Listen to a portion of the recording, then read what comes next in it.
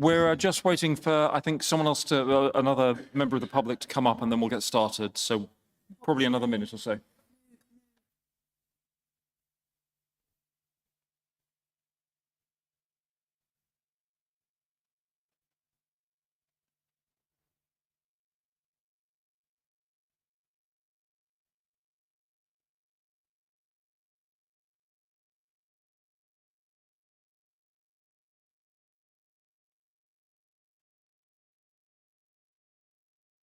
Okay, great. Thank you. It's we're good to go. Have we got the stream live? Yeah. Right. Good morning, everyone. Welcome to this morning's meeting of Wiltshire's Cabinet, held on the 4th of Feb. I'm Richard Clear. I'm the leader of Wiltshire Council. I also chair Cabinet. Before the meeting begins, if I can ask each Cabinet member to introduce themselves for the live stream, we will start with Jane. Good morning. I'm Cabinet Member Councillor Jane Davis, and I am the Cabinet Member for Adult Social Care, SEND and Inclusion. Morning. I'm Councillor Phil for Cabinet Member for Housing. Hello there, Councillor Tamara Ray, Cabinet Member for Transport and Assets. Oh, me already. Councillor Nick Bottrell, I'm Cabinet Member for Planning and for Finance. Morning, I'm Councillor Laura Mays. I'm the Cabinet Member for Children's Services, Education and Skills, Deputy Leader, and I'm also local member for Bromham, Roud and Roundway. Good morning, everyone. Councillor Dominic Munns. I'm Cabinet Member for Environment and Waste. Good morning, Councillor Nick Holder, Cabinet Member for Highways, Street Scene and Flooding. Good morning, Ian Blair Pilling, Public Health, Communities, Leisure and Library Services. Good morning, everyone. I'm Councillor Ashley O'Neill, Cabinet Member for Governance, IT, Broadband, Digital and Staffing. Okay, thank you. So we then come on to apologies. Do we have any? No? Minutes of the previous meeting, pages 5 to 16 on the agenda. Sorry, I should formally open the meeting, shouldn't I, Kieran? Kieran is looking around to tell me off. If I can now formally open the meeting, encourage all those watching on the live stream to access the agenda and agenda supplement on the council website. So, minutes of the meeting. Does anyone have any comments? In which case, I'll move we approve them. All in favour? Thank you. Any declarations of interest? No. We then have leaders' announcements. There are no specific announcements for me to make. So public participation and questions from members. We've got a number of questions that relate to specific agenda items. We will deal with those when we get to the agenda item. But we have some questions that relate to no agenda items, so we will deal with those first. So running through those questions, Andrew Wheeler. Is Andrew with us? In which case, the response is there. Geraint Dingley? No. Henk Leerink. I apologise if I butcher anyone's name, I'll try. Then Dr. Celia Beckett.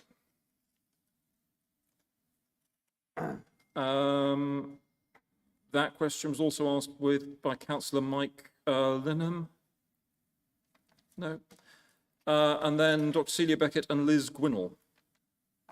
Liz isn't with us. Tim Guy. No. Joanna Dingley. So that comes to the end of the questions that we're taking at this section. Now, normally I take a policy of I think yours is covered under another section, but I apologise if it isn't. Andrew Nicholson's, yeah, that's it. It comes up under a specific agenda item. I'll bring you in when we get to it. Normally, I have a rule at Cabinet or any meeting we're doing a finance first, but we have a number of members of the public who I suspect are here for the Gypsy and Traveller item. I don't seem to have opposition members in the room. If I had them, I would stick with the Cabinet, with the finance first approach. But if it would make more sense and give you a chance not to have to listen to us going through detailed analysis of Q3 spend, to look at the Gypsy and Traveller item first. I'm very happy to bring that forward, if you're happy with that, Nick. Yeah. So if I can suggest we bring the Gypsy and Traveller item forward, I make no apologies for finance first. The council runs on sound finances, which is why it is the first thing we deal with. But in light of where we've got to, okay. But we will crack on with the Gypsy and Traveller item. So that is just let's crack on. So that is agenda item 11. I apologise for everyone now jumping around on bits of the agenda. I will ask Nick, as Cabinet Member, to introduce it. Nick, over to you. Thank you, Richard. So let's scroll back a little bit and go through some of the reasoning behind this. And I would start out by saying that this is probably one of the most difficult issues that I've been involved in since being a councillor in Wiltshire. It's, clearly there are issues in a certain number of divisions which have generated a level of concern, I'll say. You will be aware that the authority is obliged to plan for sufficient accommodation to be available for a range of people with protected characteristics. And experience has shown that it's been difficult, if well nigh on impossible, to manage the supply of Gypsy and Traveller pitches and sites within the planning system. And as a result, we have lost subsequent appeals and suffered from unsatisfactory and unplanned expansion of sites, which of course has upset many of the residents in parts of the county. So this plan doesn't only identify potential locations, but there's also a criteria-based policy aspect as well, in order to assess any future sites coming forward. And the aim of having an up-to-date Gypsy and Traveller plan is to bring some certainty and control to this process in the future. I know there've been there are a lot of questions on the aspect of how we assess the demand for Gypsy and Traveller accommodation. But I will say, and officers can probably answer some of those questions in more detail later on, that this has been professionally assessed and the proposals set out by pitches being considered. The aim has been, wherever possible, to intensify existing sites. Make that very clear. The aim has been, where possible, to intensify existing sites. And that has been a much more practicable approach than seeking new sites. Seeking new sites is clearly very difficult. So, and I understand, I fully get this, for a number of members and for a number of residents, there are site proposals which are very difficult locally. This came up in the Regulation 19 consultation, which took place or closed last year in October, and many of those difficulties were highlighted and raised. And I can assure anybody here, whilst there isn't a running commentary on submissions, all comments received were thoroughly received. The summary of comments, which is a legal aspect of how we do this, obviously doesn't mention every single thing that was raised, but it is supposed to provide an overview of where the comments are coming from, what general points they're making, and so you can see whether there's any consistency in this approach. And they're not meant to be a verbatim response to every comment received. If I just touch on some of the frequently asked questions that have been looked at and issues to do with accessibility to facilities and community services, that sort of thing came up quite a bit. Highway safety, capacity of highways, quality of access to and from the public highway, and provision of pedestrian access. All these things are looked at in huge detail, including also the impact on the landscape and the effects of artificial lighting arising from the sites and the impact on ecology. Again, these are things that are considered in some detail, as is, of course, flood risk, surface drainage, and connection to local sewers. Another aspect which came up quite a bit was the loss of high-grade agricultural land to development, and that also is something which is taken into account. The aim is to submit this this draft plan, before the 12th of March. It will also have to go through full council after this cabinet process, but to submit it before the 12th of March, because new rules will apply on the consideration of those of these sorts of plans, and I have to say those rules look like they are more onerous and difficult. You know, we're in the same sort of position with the local plan, which is that we're using the transition period to submit our local plan. It's been submitted for inspection because new rules are coming in very quickly. Now, just touch on one final aspect before we open this up. And there's various different provision measures that are shown. But I'll use the one which shows 5.86 years of immediate supply. And of course, the question has come to light, well, why, if we're only planning for 5 years, why is there a surplus in that calculation?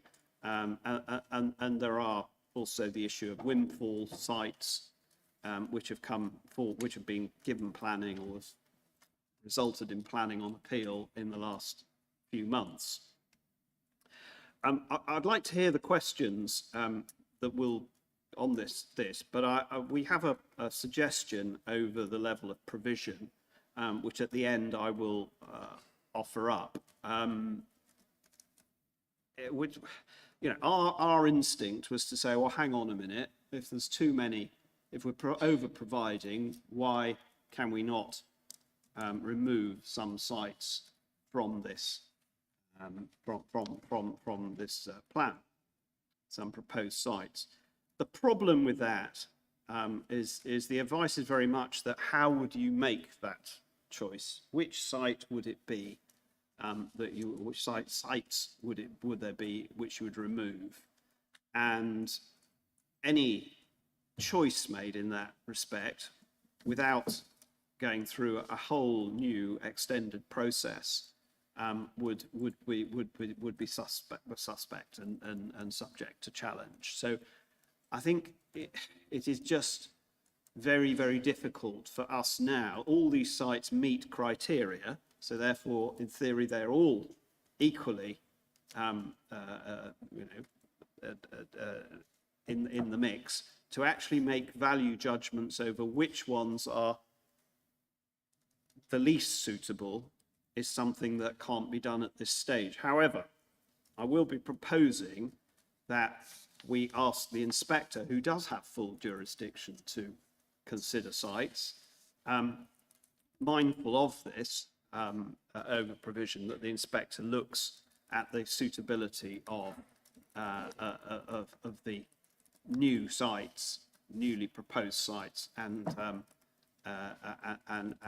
makes a judgment over whether those need to be all included. So I will propose some wording or draft wording that we can add, but I just want to hear the arguments first that people make, because it may influence quite the exact wording that we look to use. I think that's enough on this at the stage. Let's hear from everybody else. I think that's what we're here for, isn't it? Yes, thank you. I think what I'll do is ask any comments from cabinet members to come in after we've had dealt with public questions. So we'll do those first. If I come through the list of questions I've got in order that have come in, if you're here and if you have a supplementary, you're very welcome to ask one. Please, can we try and keep this around questions and try and keep focused on the detail, particularly the planning detail that we're looking at. Andrew Scott first, please. Is Andrew here? If you use the right-hand button, excellent. Good morning, Chair. I'm a resident of Upper Seagree and a chartered surveyor of nearly 20 years call. I propose that the Council delete proposed site allocation GT29 land at Upper Seagree Farm. I make the following 3 key points in support of my request. Number 1, the amount of permanent pitches that Cabinet have referred to. Draft Policy GT1 states that the provision should be made for 128 permanent pitches with a residual requirement for 81 new permanent pitches by 2029. This was based on the GTAA dated June 2024. The point was made with my own representations and that of our planning consultant, Chris Dance at LPC Trull, to last year's Regulation 19 consultation, that given the planning permissions referred to at Mere, Bradenstoke and Purton Stoke, accounting for 13 new pitches granted since June 2024, the figure should be 68, not 81. Policy GT1 in the pre-submission draft, Regulation 22, submitted to Cabinet before you today, is still using the source from the GTAA from June 2024. See page 469 and 470 of your packs as the source to justify the amount of new permanent pitches. The point about reducing this because of the planning permissions granted since June 2024 has not been taken on board or implemented. In the consultation statement where the objections to policy GT1 are addressed, see page 29, it refers to the objections made about an oversupply of new permanent pitches. The Council's response states, Table 3 and 4 in the plan, as updated, can be updated to include pitch supply from planning permissions granted since the 1st of April 2024. However, they haven't been. If this adjustment is not made, the policy will overstate the need. Policy should accurately reflect the need at the time of adoption. It cannot be a feature of good planning to adopt a policy which on its face provides an out-of-date requirement figure. Justification 2, failure of the proposed site allocation GT29 to meet the sustainability appraisal objectives. The residents of Upper Seagree commissioned a professional analysis of the compliance of the allocation, GT29, against both national policy and the sustainability objectives for the Gypsy and Traveller Plan, which included the appointment of a planning consultant, a highways consultant, an ecological consultant, and an arboricultural consultant. This demonstrated serious conflicts in many areas and indeed very concerning findings regarding the deliverability of a safe access to the site from any point along the road and the ability to deliver pedestrian connectivity, neither of which were found to be deliverable both in terms of meeting technical standards and the need for land, which is in third-party control. That means land that is not in the control of the owner of the allocation itself. In essence, the owner of the allocation does not own or have control of the land required to deliver the necessary visibility at the site entrance. Therefore, as things stand, it is impossible for the owner, which is the County Council, to lawfully provide the necessary visibility displays. By way of further example, that this site is undeliverable, is that the necessary power connection required crosses third-party land for some circa 70 metres. The Council states at page 56 of the consultation statement, which is page 516 of your pack, in the case of refusal, this would necessitate installation of off-power grid generation. Such matters severely compromise the ability of GT29 to contribute to the council's supply by 2029. The overall conclusion of the assessment undertaken by LPC Trial is a major adverse effect. It is grossly wrong to allocate a site which conflicts so strongly with the sustainability appraisal objectives. Reason 3, the failings within the council's methodology adopted within the site selection report, August 2024.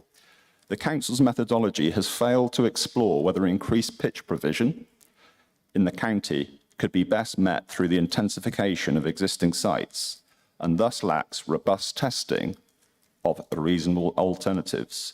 It is clear from the council approach that the intensification or expansion of existing public and privately owned sites has not been exhausted before seeking allocation of new sites in greenfield locations.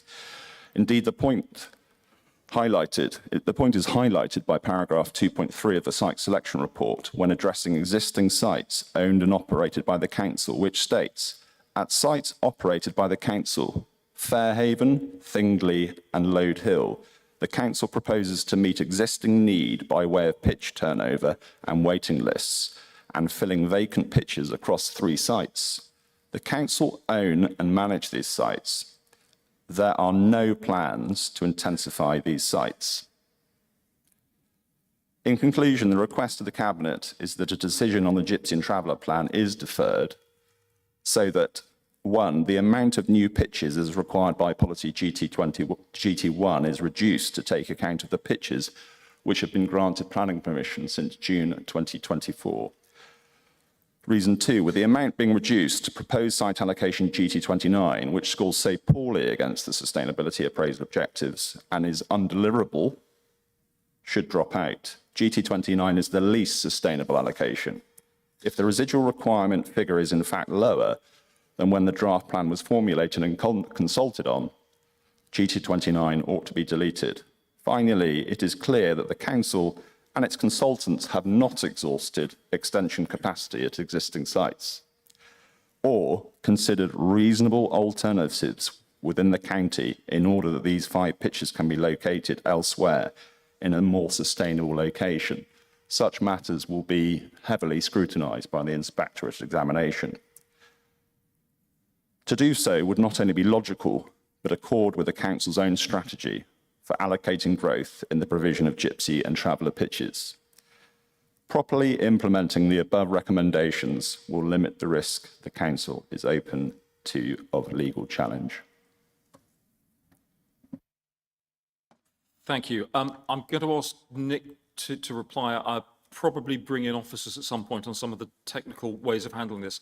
Just in broad terms, we're in the same sort of process we are with the local plan here. There is always a change between the consultation, the Reg 19 consultation and the local plan, in this case, the consultation we've just carried out, and then the document you get for approval. So there will always be movement. Now, in the local plan, that movement in terms of extra permissions really isn't particularly significant when it comes to the overall scale of a local plan with 40,000 houses in. Here, I appreciate it's a much more significant movement. I will ask officers to address that. We have raised these issues most forcefully. I am a firm believer we should provide the housing we need to provide, but we should not be providing more housing than we need to provide in the local plan or a Gypsy and Travel plan or any other housing provision, because government has a nasty habit of the more housing we provide, telling us to then provide more on top. So I want to reassure you that this isn't something we take lightly. It's something we've been through in detail, but I will let Nick and then officers run through perhaps some of the detail behind it. Thanks, Richard. No, I also would back up what you've just said. And of course, I did say at the beginning in my introduction that we are aware of this surplus, notional surplus, and it isn't so much, well, first of all, there is, and we'll hear from the officers in a minute, but there is an argument that you need to have a surplus because practicality means that certain things don't happen. Even if they're planned, they just don't happen. And therefore you need some sort of flexibility in the system to cover for that. But also it goes to the heart of how would one take out a site, because there are other sites which have also, people have made similar arguments as to why those should not be included. And at the moment, there isn't an obvious argument that one site, your site, GT29, is demonstrably of lower, lower applicability than anywhere else. So I think, the technical arguments, visibility, power, this overall sustainability, I think we'll have to hear from the officers on. But at the moment, we're being told it's not something that we can look at, just simply abstracting one particular site, without because the reasoning would not stack up. But if I could, I don't know who from officers is going to, is Nick Thomas, the Chief Planning Officer, going to comment? Yeah, thank you. I'll start us off, and then perhaps my colleague Georgina can add to this. So the key point is that the evidence about need will always be set at a point in time, a bit like the local plan and housing and other requirements. And the supply of sites is obviously determined at a point in time as well when we carry out Regulation 19 consultation, and inevitably there will be those changes between when we reach Regulation 19 consultation and when we submit the plan to the Secretary of State. And if those sites were taken out, or some sites were taken out, that would impact on the overall plan strategy, so we have to be very careful about that.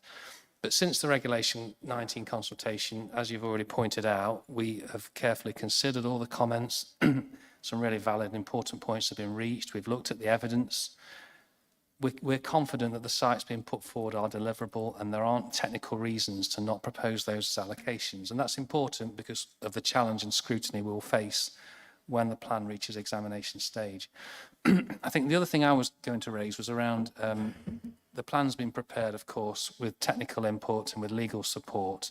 We're very aware that that the plan is going to come under scrutiny and challenge at that examination stage, and we want to make sure that the sites we're putting forward and the plan, the strategy as a whole, is in line with national policy and that sites are deliverable. It's important that we have a degree of flexibility within the plan. Yes, it does now provide for more sites than the 5-year requirement because of those windfall sites that have come forward. However, it's still not a generous oversupply, and we still need to provide for longer term delivery of allocations throughout the entire plan period in due course. So the fact that permissions have been granted, appeals have been allowed, has introduced and given us that degree of flexibility. If the inspector considers that sites perhaps can't be brought forward at the levels of density that we envisage, or that sites could come out potentially, we still need to be able to deliver enough sites to, as I say, meet the national policy requirements. So that's why we have the plan that's been proposed today. We believe that it's robust and puts us in the best position to withstand that challenge and scrutiny at the examination stage. I'm just going to ask Georgina whether she wants to add anything to what I've just said. Thank you, Nick. No, you've picked up most of the points that we would raise. I think one of the points to bear in mind is that the policy that sets out the strategy for the plan, it requires 128 pictures across the plan period. So that's up to 2038. And the 8:1 pictures does refer to the first 5 years by 2029. What we do need to be mindful of is that, as I think Mr. Scott has explained, we need 5 years from adoption of the plan. Adoption, the time frame for that is likely to be almost a year on from the base data where we are now. And so we do have to be mindful of that when ensuring we have got that continuity of supply across the plan period. We have taken into account the points that were raised about the visibility of site and having visibility of space. And you'll have noticed in Appendix 4, there is a proposed change that has in part come about from the need to look at separate accesses for the farmers to access those fields. What that has done is brought the access area to the south, and it enables availability space to be created within the land that is in the ownership of the landowner. So that is no longer a constraint. And in terms of the points Nick's already picked up about, there are often technical solutions to what may be at first hand a constraint, such as electricity power, etc. But these things can be overcome at detailed planning stage. Is there anything else you wanted to say, Nick? Well, I think it's often forgotten that even, you know, if these sites are in the plan and the plan is adopted, big ifs, but, you know, if that happens, then site coming forward will still have to gain planning permission. So the technical aspects would still have to stack up at that level. I mean, I think, you know, the officers have given their view. These things are going to be determined by the inspector, who will pass judgment, and I think that is the right process when there is a dispute over visibility, not visibility, or practicability in another way, and not. It will be down to the inspector to make that decision, and I think the wording that I was alluding to earlier sort of gives some cover.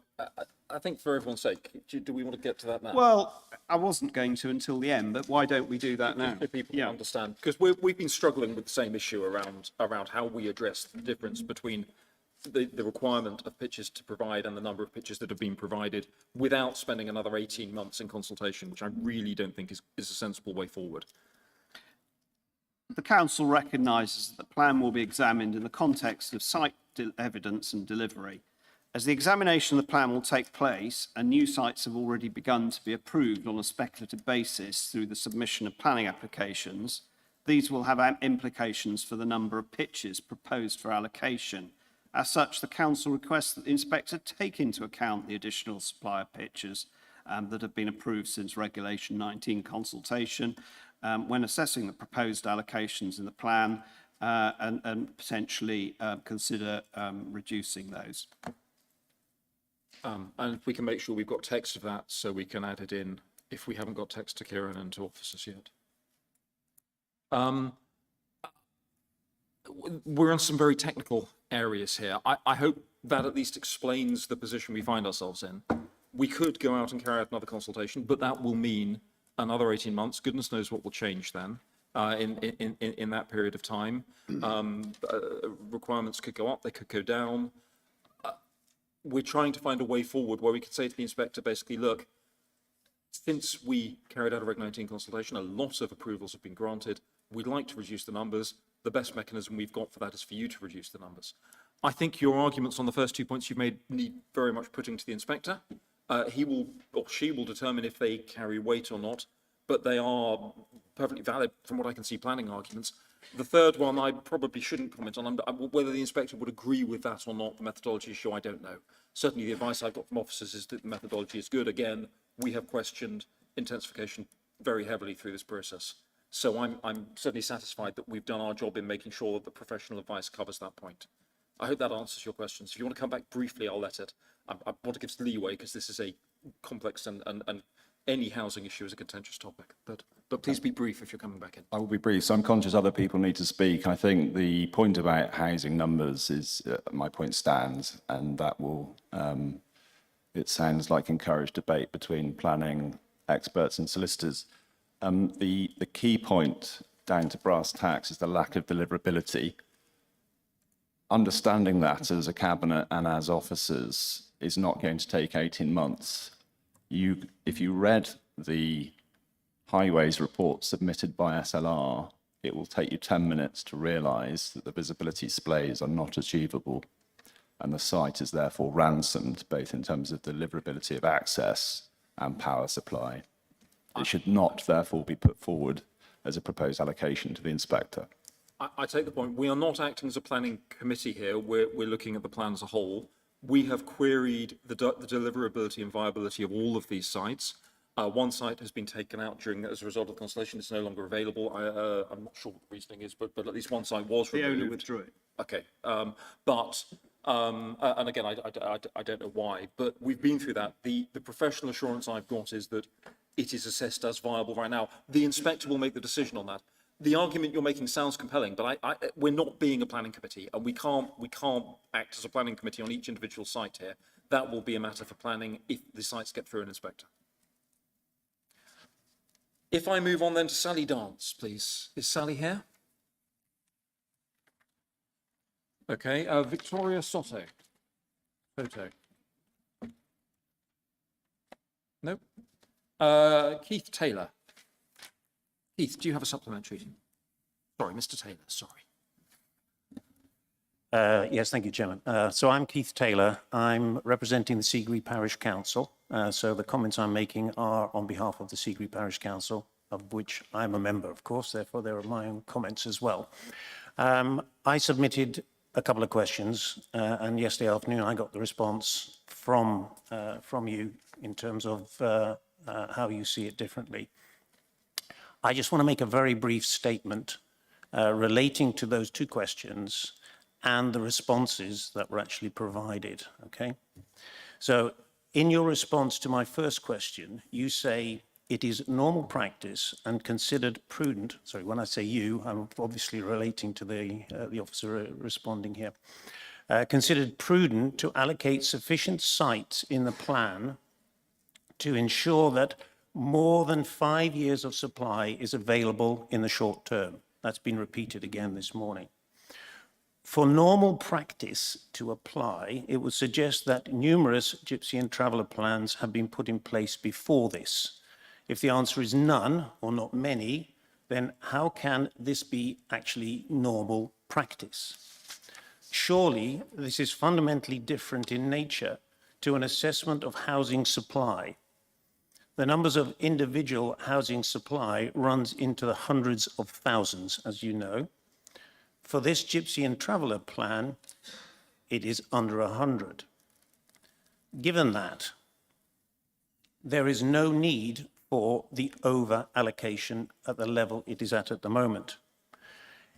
If it is now considered prudent to carry a surplus of 14 pitches, that's 17% of the current identified need, why, when such a thorough study was undertaken to arrive at the original numbers, was such a level of surplus not considered prudent? It is now, apparently. This cabinet, as I'm sure you do, needs to be aware that by still including significant numbers exceeding the actual requirement, indicates to potential developers that they can come forward now with other sites in addition to those already identified and gain permission in advance of the actual needs or requirements being established. Relating to the second question I raised, it seems from your answer to my second question that you do not dispute that Seagree is in an unsustainable location for planning purposes or development purposes. Assuming this is correct, your answer is in contradiction with objectives within the DPD and the minutes of your own full council meeting. In the officer's answer, it states, different policy considerations can apply to the location of traveller sites compared to other residential development and national planning policy. You also stated that the Highway Authority confirmed that the development would not cause an unacceptable risk to safety of all types of highway users. However, in the DPD objectives, it states in Objective 3, and here I'll quote, is to deliver well-designed sites in appropriate and sustainable locations with access to service and facilities which respect both the interests of the settled and the traveller community. This is repeated in GT3. Furthermore, in the minutes of your own full council meeting when the Gypsy and Traveller plan was approved for progressing, it is recorded as follows. The site selection process has been informed by core strategy, core policy 47, and against requirements in the PPTS. This has included the need to ensure that sites are within reasonable distance of community facilities and that all planning considerations are appropriately addressed, similar to other types of housing development. Sustainability appraisal has also formed part of this process. These are from your full council meeting minutes. I think you have to agree that this is all, to a degree, contradictory of the officer's response to my question. I therefore repeat the request to this cabinet to amend the plan by removing GT29's 5 pitches. I fully accept what Councillor Botterill has said, that this is not easy and removing a site will come under challenge. Not removing the site will also come under challenge, and you have already removed one site at Potterne from the list. No real explanation has been given as far as I can see. So I do repeat the request to remove GT29 for the whole host of reasons that were actually presented in all the representations, 113 of them from a parish with 150 houses. Thank you very much, Chairman. Thank you for that, your questions and also your supplementary statement and so on. The Potterne site was removed because the landowner of that site decided that they didn't want to offer it as they had previously indicated. So, you know, it just reflects a fact that the site cannot be now used. That's fundamental. It can't really be you can't challenge that. It's not available. It's not available. That's that. And I'm sorry if we've not been clear enough on that. In terms of the points that you raised, normal practice. Yeah, I mean, I think the officers can probably answer that. I mean, we haven't gone down this route before of a separate Gypsy and Traveller plan, but I'm fairly sure that there are lots of other local authorities which will have done. It seems to be in planning terms something that is the case, that you don't just plan for an absolute number, you plan for a fact that life doesn't always go as you intend, and plans don't always work out, and therefore some sites drop away. I hear what you say about the quantum of 17%. I mean, I mentioned 5.82, but of course, by the time it's expected to be adopted, it's down to 5.52. And so, you know, it is even in that time scale is a declining surplus. But let's hear from the officers on that need for over allocation. In terms of the considerations of policy can apply, I almost think that it says do apply, really, because certainly for what we've seen from appeals, what I see from appeals is that you can have sites which would not in a million years get permission for a house, which do get permission for a Gypsy site. So I'm afraid I think there is a long established and significant number of examples of that. You know, whether we agree with this or not, that different rules do apply, and you know, that's something we have to take into account. On that, if I could ask officers to perhaps supply some more detail. I'll just add a few extra points. Thank you for that. So from my experience in the discussions that we've had with others, making sure the plan is resilient is really, really important. Making sure that the provision that's provided is at a sensible level to withstand that challenge and scrutiny is really important. And it's an advantage to actually take forward the plan with a modest level of surplus, because it then makes you resilient and makes you withstand challenge and scrutiny that are inevitably going to come up through the examination process. The advice that we've been given is that to plan for the exact number would be effectively shooting ourselves in the foot. We need to make sure, as I say, that we've got that headroom in terms of what's being provided. It also needs to link to what the evidence that's provided justifies the level of provision that's being set out within the plan. To change the provision would effectively then undermine what we're actually doing with the evidence. It's a finely balanced process, of course, plan making, and making changes after you've sort of gone through the Regulation 19 stage is complex. It has knock-on effects for other aspects. So yeah, I mean, that's all I would say. The advice that we've been given from a legal point of view is that the level of provision is actually sensible. It's the right thing to do. The government want us to make provision for all sections of the community through our plan-making powers.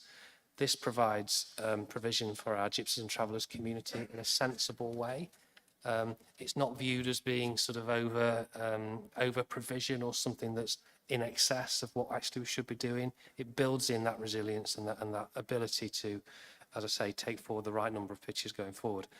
As I say, I don't know whether any colleagues have got any further comments to add, but yeah, that's all I would say in terms of the numbers. I think that the numbers, the balance we've got this right, I think is correct. So modest, use the word modest, you feel that that is encompasses this? Absolutely. It gives us that resilience, that robustness to the plan. Absolutely. And also the issue of different policy considerations. Could Georgina or you comment on how that does vary for Gypsy and Traveller sites?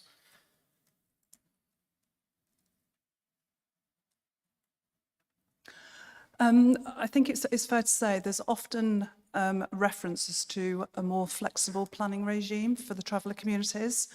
And so where a strict application of policy outside of settlement boundaries very much applies when we're dealing with normal housing, that is not necessarily the case when we're looking at the traveller community, because there is that recognition that they do live perhaps in more rural areas. What we've sought to do in the plan is to have a reasonable balance in terms of having a proximity to services and facilities, which by necessity would bring them in closer to established communities. But the plan does it in a way where they are in locations which are, I guess, reasonably located, but not necessarily next to the communities. And that was something we heard through earlier consultations that the traveller community themselves preferred. So there is very much a balance of the different planning considerations and outcomes. And I think as I think Councillor Boswell, you've already said about those recent appeal decisions, I think we've quoted and mentioned those in our response to Mr. Taylor to explain that sites aren't necessarily ruled out because they may have a higher dependence on the private car than other forms of travel.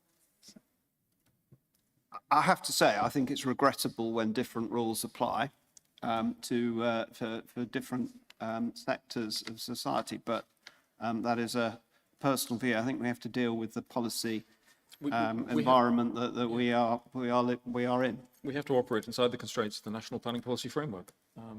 And the inspectors, as has been said, the views of inspectors are very, very clear on their interpretation of that on this particular topic. Was there anything really briefly you wanted to come back on? Very briefly, please. Yeah, just two comments I'd make on what's actually been said.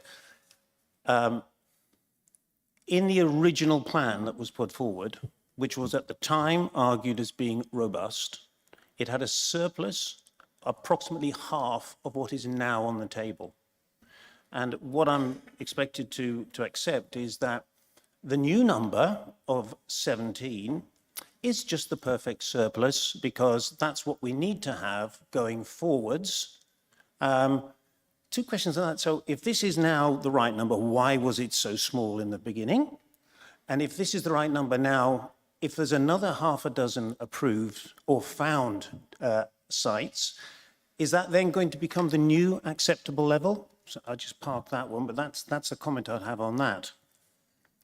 The comment on Gypsy and Traveller sites being judged on different criteria to a normal planning application, I can understand that. But if that is the case, then I would say that the document that has been produced, the DPD, which has policy and objectives laid out in it, describe very clearly the conditions upon which you will judge the sites that are being put forward. They are, by and large, exactly the same as those that you use for a normal planning application. So I would just leave it there. Thank you very much. I think we all have a huge amount of sympathy with your point around applications that have come in, and given the small number of sites that we're looking at, the impact of that. We're getting very clear advice from officers on this. We are looking at, there are two mechanisms, I suppose three options open to us. We could simply accept and pass it straight on to an inspector with no comment.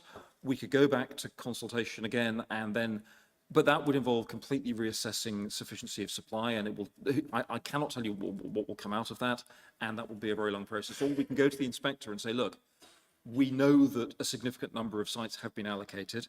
We want to provide the appropriate amount of housing. We want to provide an appropriate buffer, but can you please make that judgment? After a lot of discussion, that's the best solution that we can find to that dilemma, without maintaining this in a position where all we're doing by not having an appropriate element of the local plan, it's exactly the same issue when we don't have a local plan for development of housing as well, of opening it up to a free-for-all. So we're trying to find a way through that. Mr. Webber, next. Yes, thank you, Chair. My name is Dave Webber. I'm a resident of Upper Seagree and was the chair of the Seagree Steering Group. Chair, my point is the following.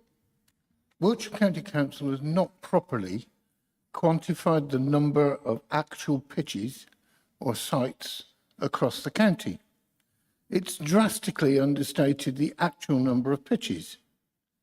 I gave one example in Semmington and did not get anything like a satisfactory response. At Semmington, there's an approved site with planning approval for 24 pitches. I understand that there are in fact close to 80 pitches. The plan does not identify any site intensification for that site. Yet the Gypsy and Traveller community have given a strong message that that's where they want to live. I don't know what the right number of pitches are on that particular site, but it's certainly more than 24. An objective assessment needs to be taken of sites like this, and proper calculations need to be carried out to agree the right level of intensification and what the number of pitches should be. I repeat, it defies common sense to me to say intensification number 0. Semmington may be extreme, but it's one of many authorised sites that are already subjected to self-intensification. Puddlebrook near Chippenham claims 2 pitches. Take a look at it, it's at least 6.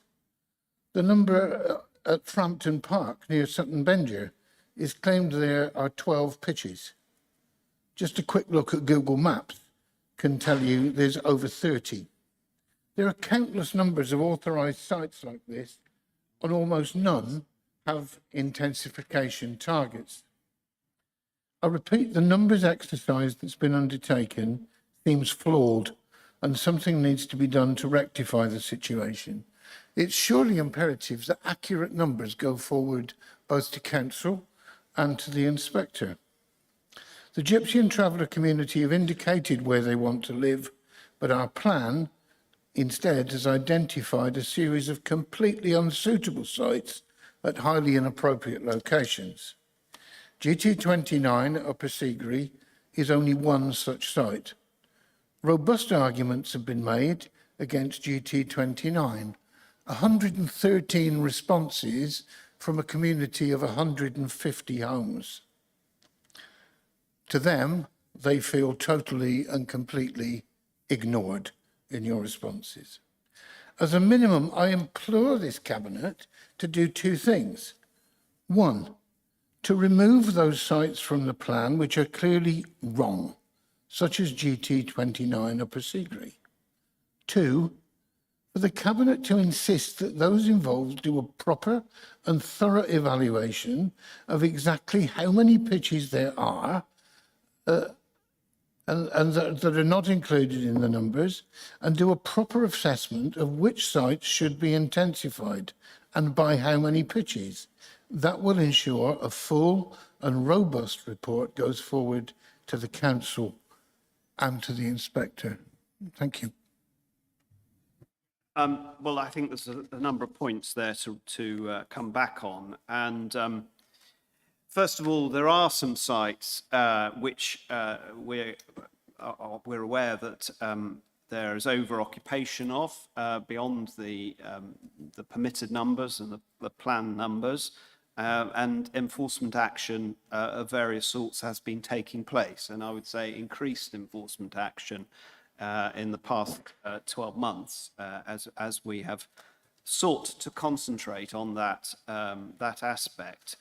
In terms of evaluation, though, this has been done, and officers can talk about it in a bit more detail, but there has been a thorough evaluation of all the sites in the accommodation strategy, in the accommodation survey. And some of those sites are being over-occupied by people who aren't considered to be travellers. That's another complication to the situation. So not everybody on those sites is actually a traveller. And I think I started off by saying the firm direction that the Cabinet gave on this, in the sense that we can direct, obviously it's the officers who have to put the plans and the policies together, but was look at expanding existing sites wherever possible.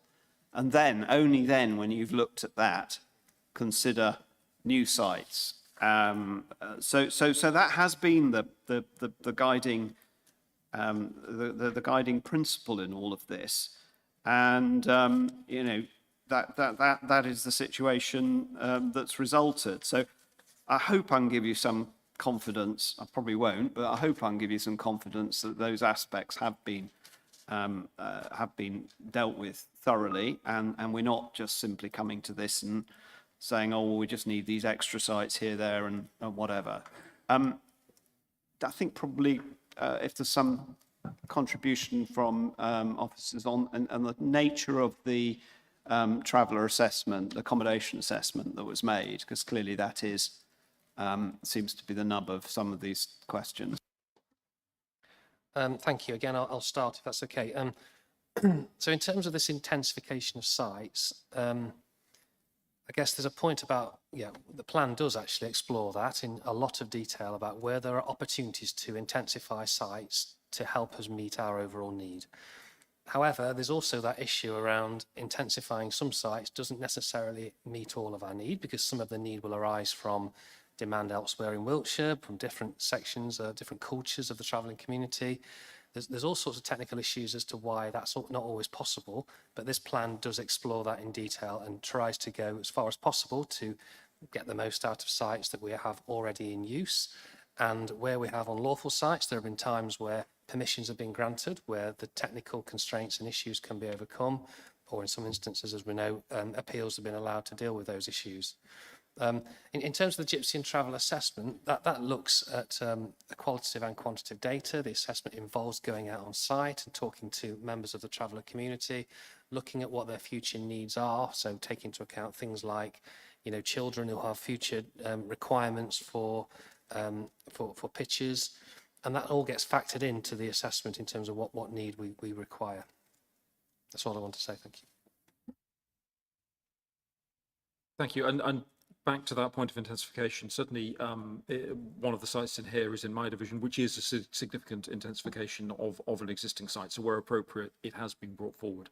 Did you want to come back again with any quick responses there? But please keep Very them quickly, quick. Chair, thank you. I've heard everything that's been said. I would say if that assessment has been done and an accurate number has been established, it would be good to know what that regular and irregular or approved and unapproved figure actually is, because I can't find it anywhere in the documents. I asked for it in my question and it wasn't forthcoming in the answer. Thank you. Thank you. Is there an answer to that last question, please? This is something that there have been a lot of discussions around, and I don't want to comment on any individual site, particularly given some of the issues around some of the sites. I'm concerned there are various welfare issues and all sorts of factors that we're getting close to here, which I'm very cautious of stepping too far into. But if officers are able to give a response to that last question. Yes, hopefully it's covered it. Apologies if I repeat some things that have already been said. I think we've already mentioned about the fact that unauthorised sites and breaches of planning permissions do need to be considered through the normal enforcement process.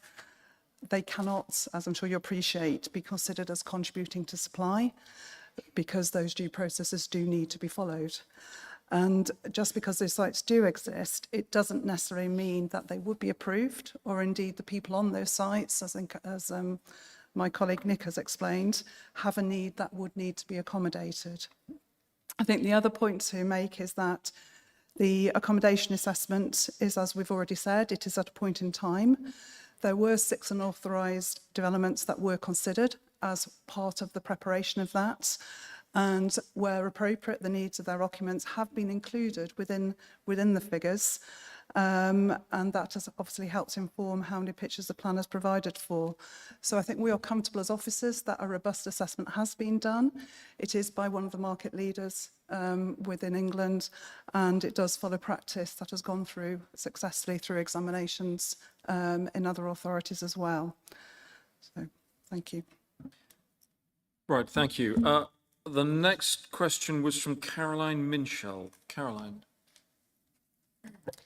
Hello, thank you. I'm a resident of Little Somerford, and it's a subsequent question, please, to my first question regarding our joint submission, which was 206 residents of a total of 400 in Lee Cleverton and the surrounding area. So over 60% of our population submitted a joint representation. What I'm asking, please, and the officer responded to, is how, when and where will that be documented, please, recorded in your consultation statement, and to ensure that the planning inspector is made aware of it too, please, because that adds a great deal of weight. Not one agent, but 206 people of a small population. I would note, when it comes to an inspector, planning issues are what carries weight rather than general feeling of the public. The planning arguments are the ones on which proposals will stand or fall.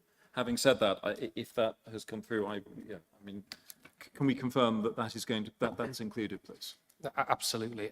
We provide a summary of all comments. We provide numerical data about what representations are made, and we provide access for the inspector to view any comments that need to be looked at. So absolutely, they take into account. But just to reiterate, I suppose your point, Councillor Clewer, about it's the quality of comments, it's the type of comments made. It's not uncommon that members, for instance, of the Gypsy and Traveller community to not make representations on plans, and it is quite common for the settled community to make more representations. Inspectors need to take into account all those nuances when they're considering the representations and the weight to give to comments that are received. But absolutely, I can assure you they will be considered. And that isn't to say that whatever comments come through wouldn't potentially have planning weight. Some of the arguments made, certainly, but the first speaker went through some very clear planning arguments that I would expect an inspector to have to put some serious effort into to assessing the merits of. So if you want to put the mic back on. As were ours, based on planning policy. But is it going to be recorded? I do believe that's what the planning officer's response was, that it will be recorded in the consultation statement too, updated. I'm seeing nods from officers, so that's a yes. And that will happen when, please?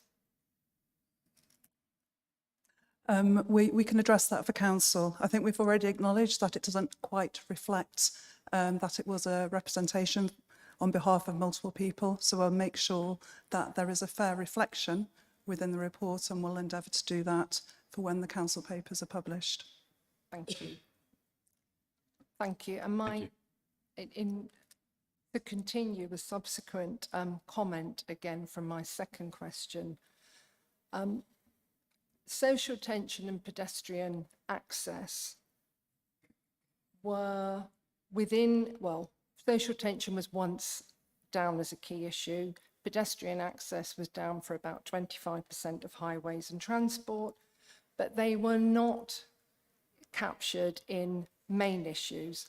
Now, we don't consider these key issues main issues. I don't know what your determination is of main issues because there's no reference to it in the plan, but these are significant, resounding objections to the plan. That's our view, not issues, but they are objections to the plan.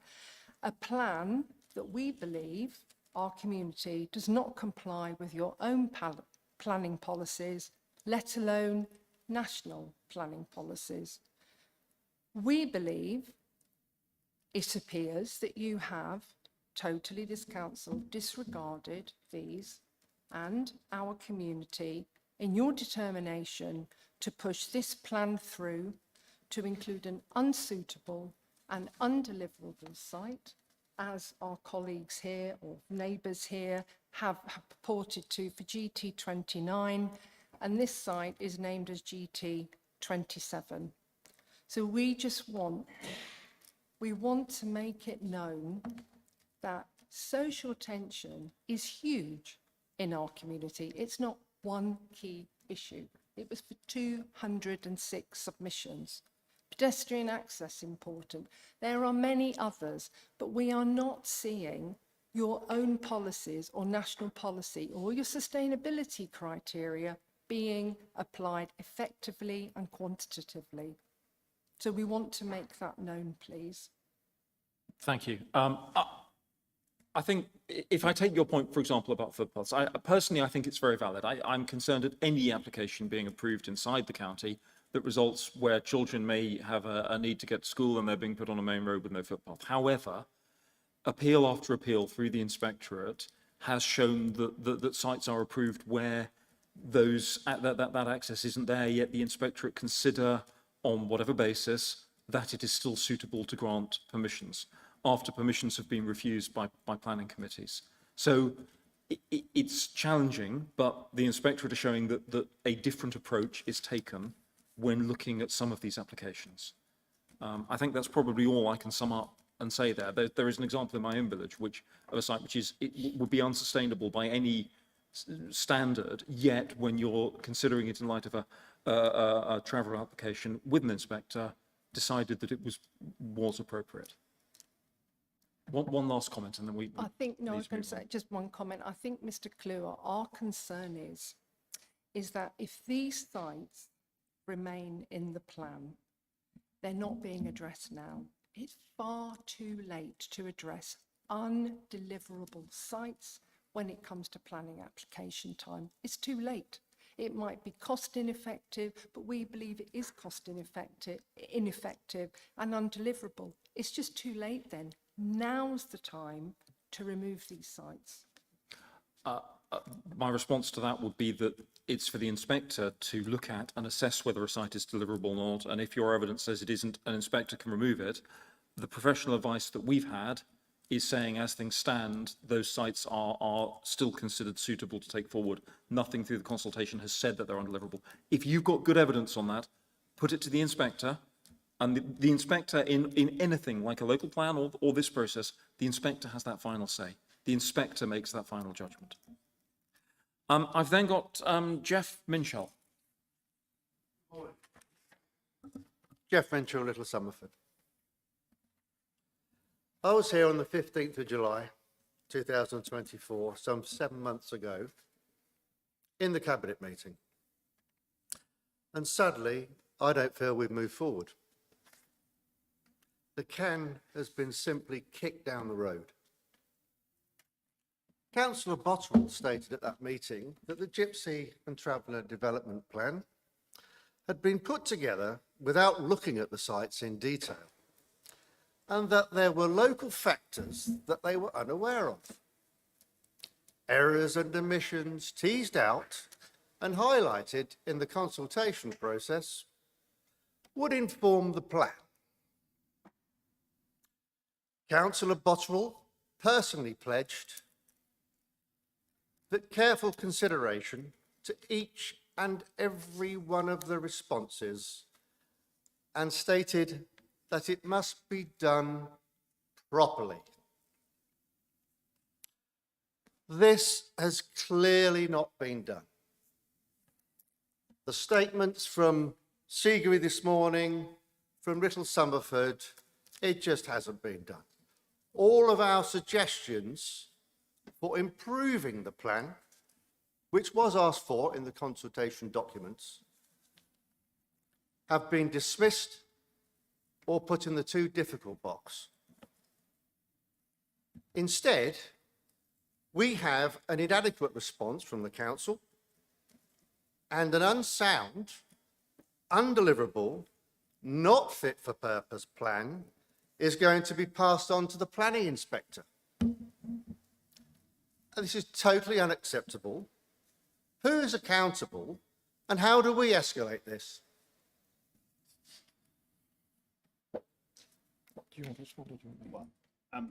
Just to say that you quoted me there. I mean, I said that careful consideration would be given, and I believe fully that is the case. That careful consideration of every single submission on every single site has been given by officers. I mean, this is, this has to be done properly. There is no half measures when it comes to that. So I do refute what you suggest, that it hasn't been done properly in that sense. But look, this is a classic difficult situation, isn't it? We're doing something which ideally councillors who represent areas, parts of this county don't want to do. But we have responsibilities to carry out and to put in place policies which impinge on residents in this way. And there is no sort of ideal end point, because people will not all be happy by any one particular approach. I would say that when we have a free-for-all and we don't have a Gypsy and Traveller plan in place, and we get sites that get that come about, that also is very distressing for residents. And it's often those sites go through the planning process, they get turned down by the council, but then they go to appeal and the appeals are upheld. So it's whether you try to shape the process in a good way, or whether you just allow a free-for-all and see what happens with the results.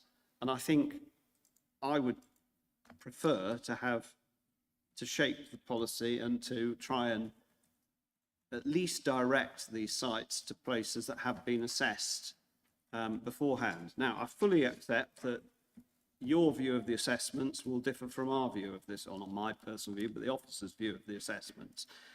And that it's right that we have this iterative process where it comes through different governance procedures within the council, but also finally it goes to independent inspection. And if you're right and we're wrong, then the inspector will agree with you. And that's the only way really that this can be resolved. So I don't know if the officers do want to comment any further on that. I do want to reiterate that point. We have an awful lot of experience up here in terms of councillors, many years doing this and sitting and dealing with local plans. I have sat where you are making the sort of points you're making. I've sat here and listened to them. Every time a local plan has gone through, we have been categorically assured it is unsound and the process is wrong by members of the public on specific sites or in general process. In terms of the local plans this council has put forward, that was found by an inspector to be correct in the site allocations in Chippenham at one point, but that's the only time that I have seen that to actually be found by an inspector to be correct. We have done our job, which is to question and put make sure that we are challenging officers and pushing them to deliver in an appropriate way. All I can say is that what I've had back from officers, I don't like all the answers, but I do accept that the process they've followed meets the requirements that we need to follow. An inspector will make that judgment. Again, if you want to briefly come back, and then I have a statement, and then we'll come to members. But you've devolved all responsibility for the plan, and you've just got to put it on the planning inspector's table. I would not agree we've devolved all responsibility. There has been a huge amount of time spent in the evolution and the preparation of this. The further down we get, the less involvement we as members should be having on any individual site. That becomes deeply inappropriate at this stage. It opens it up to the inspector finding a plan to be unsound. But in all cases, a local plan will be decided by an inspector. That is the way that process works. Inspectors have the final say. So going back to my question, who can I escalate this to? Because we agree to disagree, but... You will need to take your points. They're already covered in the consultation, but I would urge you, when this gets before a planning inspector, go along and make the points, the planning points as have been being elucidated today, make the points to the inspector. If the inspector sees that they have weight and that they stack up in planning terms, sites will be removed by the inspector. If they don't, they won't. Lastly, I had a statement, I believe, from Emma Dorrell. Sorrell, sorry, I can't read writing. Emma. Good morning. My name is Emma Sorrell, and I'm here as a trustee of the Goscroft Community Hall, which is in Seagree, and also serves the villages of Startley and the Summerfords. This hall's relatively new, and it's a fantastic facility that was raised. All the money was raised by local communities going the extra mile, and we're really, really lucky to have it. Lots of local groups use the hall, and we also hold events which all help to raise money towards the upkeep of the hall, and a dedicated team of volunteers come every week to do maintenance. However, the vast majority of our income for the hall comes from weddings. In order to keep the hall financially viable, we need to book 3 weddings a year. We currently just manage to do this, and this allows us to break even and manage our costs.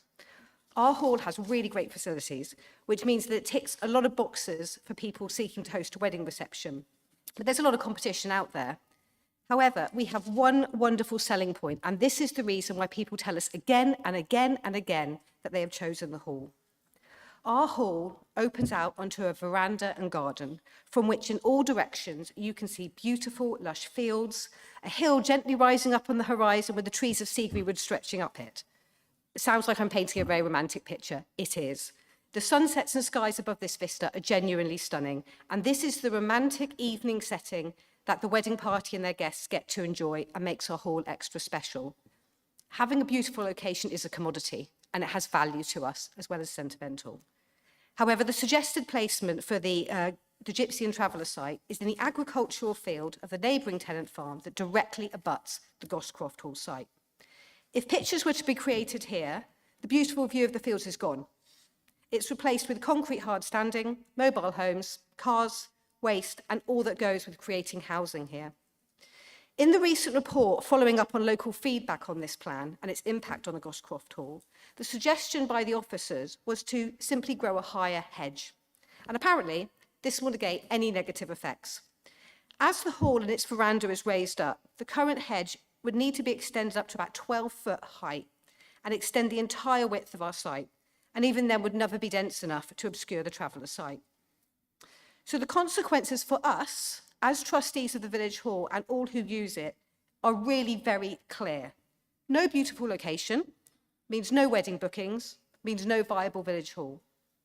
Therefore, I would ask the council to firstly fully understand how other sites are currently being used by traveller families, to not just see a tick-boxing exercise to identify new sites, but to look again at authorised sites to see if more pictures can be placed on them, to look again at unauthorised sites already in existence, and to properly and pragmatically assess them as to their suitability, rather than using good agricultural land in an unsuitable location, which was deemed by the council's own survey as having a negative impact upon the community.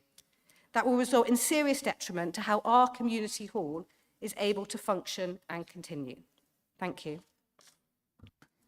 Thank you. Nick. So I'm aware of Goscroft Hall. Thank you very much, Ms. Sol, for your statement. I know people who live not that far away from Goscroft, and of course Councillor Howard Greenman, who sadly can't be here today, has made me aware of the importance of that facility. And normally our job is not to get involved in individual site issues, but I did make sure that officers were aware of the sensitivity of Goscroft Hall when looking at this site. As a result, I don't think I can get into a technical analysis of what could be done or can't be done to mitigate the circumstances, and I don't think actually a discussion of one aspect is probably what we're supposed to do now. But if there is, if Ms. Clampett-Dix would like to just come back on that one issue to do with the screening. My understanding of the screening was that it would be around the travellers, not actually the boundary of the Goscroft Hall.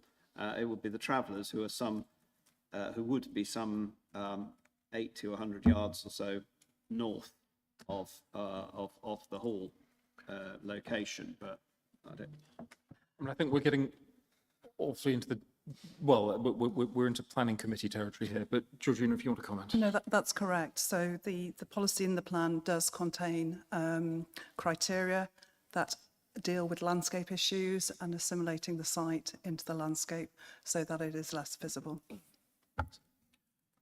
Thank you. Again, if you want a very brief response. Please, you need to use the mic, otherwise people online can't hear you.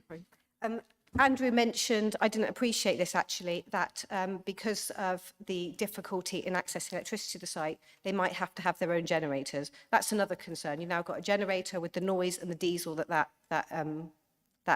has an impact on the hall. Appreciate the officers saying that landscaping considerations were taken into account, but not given enough weight, clearly. And I find it really odd. This is one of the things that I don't understand, that listening to everything that's been said this morning, that in their own assessment, they said it would have a negative impact. So it seems to be, from what I can see, you do an assessment, you find it's not a good idea, but you go ahead and you recommend it anyway. That seems to be the logic.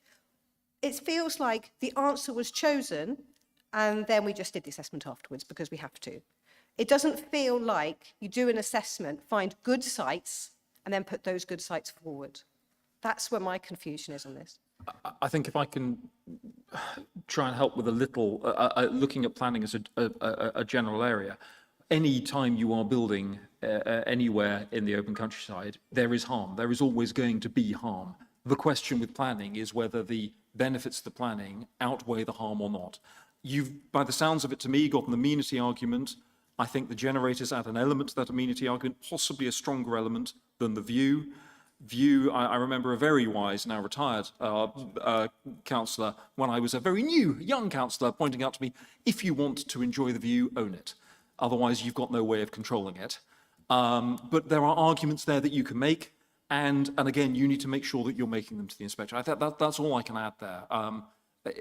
Yeah, and if it gets to planning beyond an inspector, even then, the amenity argument may well be one that would have weight beyond an inspector decision. Some of the other issues that have been raised, if they are approved by an inspector, would pretty much in planning terms be a dead issue. I think that may be a more complex one. I'm not going to take any further questions now because we've spent a long time on this. Everyone who asked to speak has spoken. I'm now going to move on to the members that need to speak. Ian is not with us yet. Do we have anyone else from the Lib Dems here? Can I promote you to de facto opposition member, Graham? I'm not trying to be silly. Scrutiny is really important. Not scrutiny in your Ovian scrutiny sense, but challenge and so on is important. And I do want, if it's all right, I will bring. Well, I'm bringing in the equivalent, and then I'll bring other members in. I appreciate you may not want to take the opportunity, but well, all I can say is I've listened with interest on both sides, and this will be coming to full council, I believe, as well. So I'm sure there'll be, the Liberal Democrats will be more than vocal at that point. It is disappointing they're not here today, but I have no idea why. But Yeah, absolutely. And hopefully at least we've listened to what you're saying and tried to explain the constraints we're operating under. If I now come to other members who want to raise it, no, sorry, Cabinet, I've got to follow my rules. Cabinet first. Any other Cabinet members wanting to make a comment? Okay, well, I am a Cabinet member, but I'm actually speaking today as the local member for Roud, and I'm here also to represent Roud Parish Council and their action group called Your Village, Your Say. And I speak, like many of these today, against, I object to site GT28, the Oxhouse Farm site, being included in the Gypsy and Traveller strategy. There are a number of reasons, very much again echoed from what I've heard from today. Highways and transport. The field currently has a highway access, but this is not well placed. The entrance is close to the junction with Conscience Lane and Tannis, making turning notoriously difficult in that junction. I live in Roundway Village and often struggle to turn right out of Conscience Lane as there is so much traffic moving fast in both directions. I'm concerned a traveller site will add to this traffic volume at an already congested site. Its 10 pitches would result in a minimum of 2 cars per pitch. In addition, there is no pavement on the side of the proposed site. This means that anyone living at the site would have to cross the road at a dangerous point before they could walk into the village. And despite there being a 30-mile-an-hour limit, cars often exceed the speed, making walking increasingly risky. Utilities, drainage and waste. Whilst the site could be connected to the main sewer, the system is already under pressure, particularly when it rains. More worryingly, the field is regularly flooded, and this has got worse in recent years. It seems wrong that there would need to be additional drainage work when it is clearly an unsuitable site due to excessive surface water. And I've had recent photographs sent to me now which really demonstrate how unsuitable a site is that just because of the drainage. I disagree that the development would not harm the designated landscape or the setting of the designated landscape. This site lies on the edge of an area of outstanding natural beauty and is currently used for agriculture. It's high-grade agricultural land, and it would be a sad loss to the area for it to become a traveller site. I further disagree that there will be no detrimental effect on light pollution. It's an agricultural field, so turning it into a traveller site will inevitably lead to more light pollution, as the pitches will need to be lit when it gets dark. There is a permissive path at the southern boundary of the field. If a bund is included, this could be visible from MRO M56 Oliver's Castle from the area of outstanding natural beauty. So I, like the members of the public here, I disagree with allowing the inspector to choose the sites. I ask that, again, that Wiltshire Council consider removing this proposed site from the Gypsy and Traveller site and selection before it goes to the planning inspectorate. The site is prime arable land on a busy road with poor pedestrian access. It's on a dangerous junction, and I'm concerned it will result in accidents. Light pollution is an inevitable result of the proposed development, and this would have a detrimental effect on the neighbouring area of outstanding natural beauty. Planning permission would not be granted if this was for residential use, and I do not believe it should be offered as a suitable traveller site. Thank you. Thank you. Any other Cabinet members wanting to talk at this point? So if I come to members, Buff. Just before I speak, there are 1 or 2 members of the public who've turned up and haven't been able to register. Would they be allowed a chance or to have a quick word? We're an hour and a half in. Okay, I'll be quick and points. have a Perhaps big... if you make your points, and yeah, then I'll if make my anyone point. has a point that they feel Buff hasn't made, I do apologise. There is a chance we're going to have to suspend this meeting to go and take another meeting, though at the moment we have no idea whether we will or won't. Okay, fine. I was I'll be expecting brief. to be suspending in 15 minutes, but it's something from government that keeps coming in and out. So please. Yes, and I'm here. I have been in touch with Howard Greenman, Councillor Greenman, who unfortunately cannot because he's in hospital, but we have been, when he's been up to it, emailing each other about it. And both of us, I believe, feel that the plan is being submitted prematurely. And this is because there is a desk-based exercise going on. It's in progress at the moment, comparing the numbers of authorised pitches with the actual number on the sites, as Mr. Webber spoke of. this is throwing up huge differences, more than sort of 40 pitches on one site, for instance. But it has been done by enforcement, and that is sort of, I know, in a silo from planning. And I do feel that the figures have got to be correlated.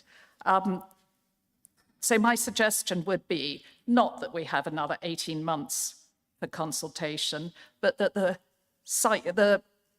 enforcement officers work should be accelerated so that we've actually completed the assessment before submission of the plan. Ideally, it should be confirmed with an in-person check on the sites. And I know that as a council, we pride ourselves on being strictly evidence-based in our approach to our planning, well, to all our policies.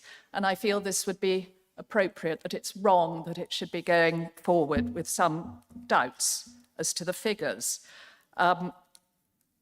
It's also the briefing on the inspector's process underlined that the inspector will not undertake much amendment of the plan, will not be rewriting it significantly. And surely this means that the data should be as accurate as possible in terms of the information we have on the number of sites before it gets submitted.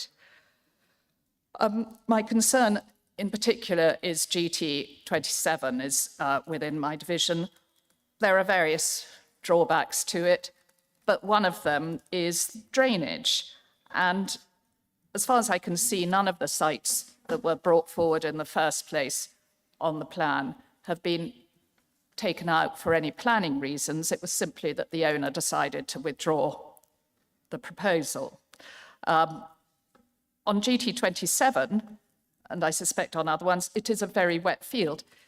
I know what will happen, that drainage will be kicked down the road, you know, can't go ahead until the drainage plans are submitted. But these technical solutions may not be possible for some sites. You know, you might be worth putting in a major sewage system for a sort of number of houses, but it simply won't be for 10 pitches for travellers. It would be hundreds of thousands of pounds. And so I do feel that it's being just ignored and, as somebody said, kicked down the road. Finally, I don't understand why we as a council do not follow other councils in using the Section 106 to find sites for the future.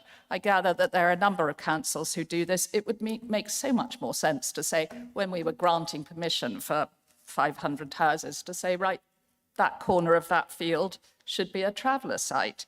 And I really would like us to be considering that process in the future. Thank you.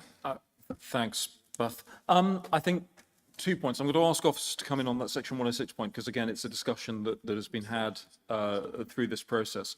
On the drainage side, if we have had increasing bouts of heavy rain. In parts of the county, we have had the heaviest rain in living memory inside the last few months after the consultation ended. If people have evidence there, particularly photographic evidence of surface water or heavy flooding on a site, that is a material planning condition that would not have been picked up in the consultation if it was a result of the rain that we've had over the course of this winter, which has been, well, pretty monumental, biblical almost at times. That needs to be, again, needs to go into inspector, because again, that would be a material planning reason for saying no to a site. So again, I would urge people, if you've got that evidence, particularly recent evidence that wasn't submitted as part of the consultation, you need to get that come forward as well. Again, dredging back into history, that a site in Salisbury that was put forward was removed. I think it was probably removed actually at the equivalent of the Reg 19 stage, because residents brought very clear evidence of the sheer amount of surface water flooding that occurred on the site. That evidence wasn't there before, and as a result, the site disappeared. So it has happened in the past. So, yeah. Well, I just refer to the premature nature of this. I mean, I did mention there is a deadline of 11th of March for submission because of the regime change that's due to come in at that time. And you know, all the advice is that we would ideally want to go through under the existing consideration rather than after the 11th of March, because you know, it becomes significantly more onerous after that date. So I think you know, I think there is a time dependency to this that does make just, you know, spending a bit more time doing something else not a valid approach, I'm afraid. But officers may have a view on that. Could we please also get a comment on that Section 106 issue, because it's something we've discussed and... Yeah, I'm certainly happy to do that. So some local authorities, they prepare single plans that deal with market housing, they deal with Gypsy and Traveller issues as part of the same plan, and allocations potentially then can be there to deal with. You could sort of provide part of the site for the Gypsy and Traveller community, part for the settled community, and design it in that sort of way. We chose to go a different way here at Wiltshire and do a single issue plan, and then a separate local plan for the other issues. In my view, probably quite sensible. The complexities and the difficulties and the contentious nature of some of these issues make it quite difficult. And you can find the local plan could be paused and delayed for long periods of time while dealing with some of the more complex and locally sensitive Gypsy and Traveller issues that we have to deal with. So yeah, that's a difficult call, and I suspect in the future we're going to have to make that call again, as the new government are requiring us to produce plans in 30 months and yeah, very rapidly progress new local plans. And it may well be, subject to discussions with others, that we have to go down a route and have a single plan going forward, which will be difficult. And that might give us that opportunity, though, to put policies in place that require mixed community developments that deal with some of these issues. In terms of planning applications we have now, we have a policy framework for our big allocations. You know, the likes of Ashton Park have got policy requirements. They don't have requirements for as part of that site to be developed for the Gypsy and Traveller community. We deal with that separately through policies in the existing core strategy and the emerging plan.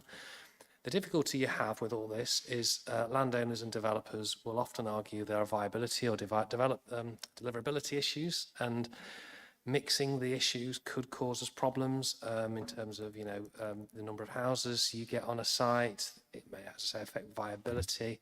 Developers may not be prepared to sign Section 106 agreements. So it raises all sorts of complications. It's not a bad idea in my professional view, but it raises all sorts of complications that actually, in practical sense, how you actually deliver it. But it's something, yeah, we'll happily consider for the future. Could I ask Nick, sorry, is there are you saying that unless you have a combined plan, you wouldn't be able to look at it in terms of Section 106 on new housing development, or would it require some interrelation between the plans to do that? It gets more complex. So if you have a housing allocation, you'll have a large scale. Typically, you'll have a policy that underpins that and sets the requirements for how that comes forward. If that's not considered, Gypsy and Traveller issues as part of that plan that's been adopted, the policy requirement won't be there. So unless that's covered in a different development plan document, that's more difficult. So it can be done separately. It's just more tricky. You'll find that developers will make representations and promote their sites for a particular purpose. That policy will then frame that decision and informs site acquisition and developing sites. If then a subsequent plan changes the goalposts and requires a different policy situation, you'll get lots of pushback and challenge from developers, and it will be quite difficult to bring forward.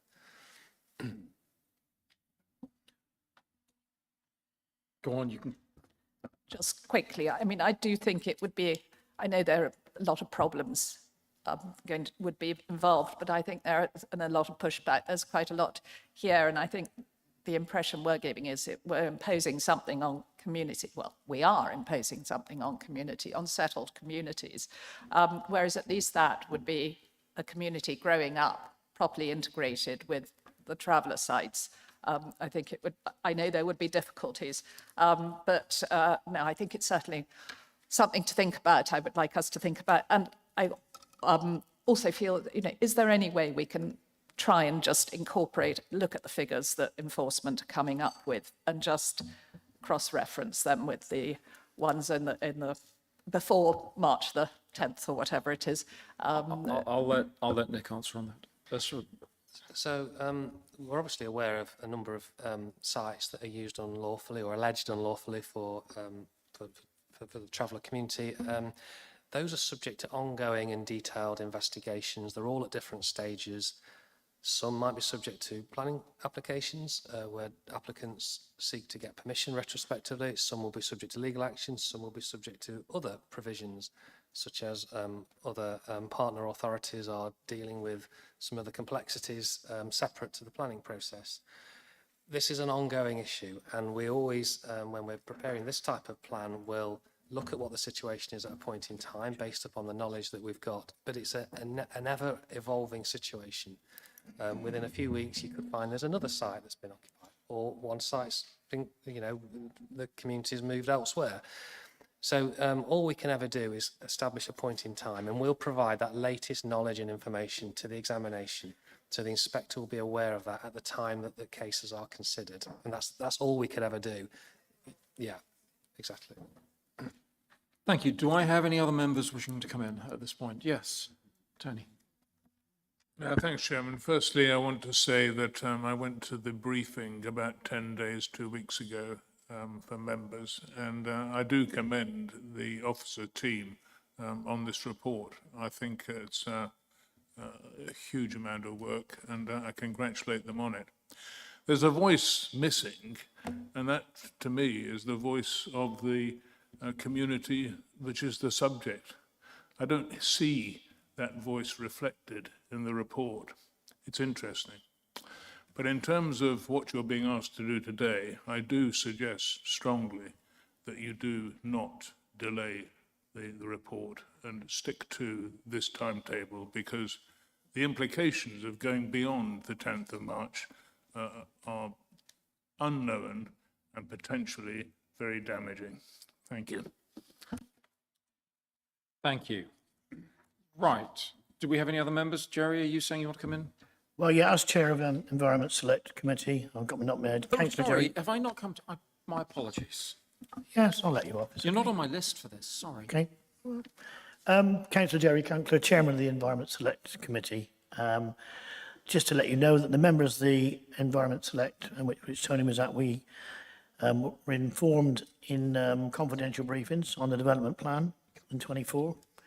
The intention of the briefings was to keep the committee up to date with the development of the Gypsy and Traveller plan, explaining what the plan is intended to do, the progress made and the challenges faced. It also allowed for questions and an exchange of suggestions and comments. And I have to say, this debate has been very interesting today. I travelled with the fairgrounds and that when I was a younger boy, when I left school. I was a bit of a rebel, and I found a lot of them very good people. And I think today is very unusual. I mean, I want to congratulate the officers. There's been a hell of a lot of work put into this over the period of time. And I agree with Tony, we can't delay it. But I want to congratulate the public for actually taking their time to come along today and make their views. But what I'm disappointed about is this is the first cabinet meeting I've attended where I've seen no members of the opposition show up. What is it? Are they scared to talk about it? Are they worried about getting themselves into trouble for saying the wrong thing or voting against it? Where are they today? But I think we have to go ahead with the plan. I know anywhere you go to put a building, if you put a 1,000 house application in that comes into Chippenham, it's going to cause controversy. This is the same thing, but I think we've got to move ahead with this plan. But like I say, thank you to the members for coming and giving the time. It's just a shame the opposition haven't come to listen to you as well. Thank you. Thank you, Jerry. And I would say, I think often when we get a local plan, we can get some very impassioned comments that aren't particularly grounded in planning. I think the fact that this has been grounded in planning has actually been a relief. It means we're discussing the right things and that you're on the right tracks for further presentation, and you're looking at the right arguments. And very often at this point, we're hearing people who are not looking necessarily at arguments that have planning weight.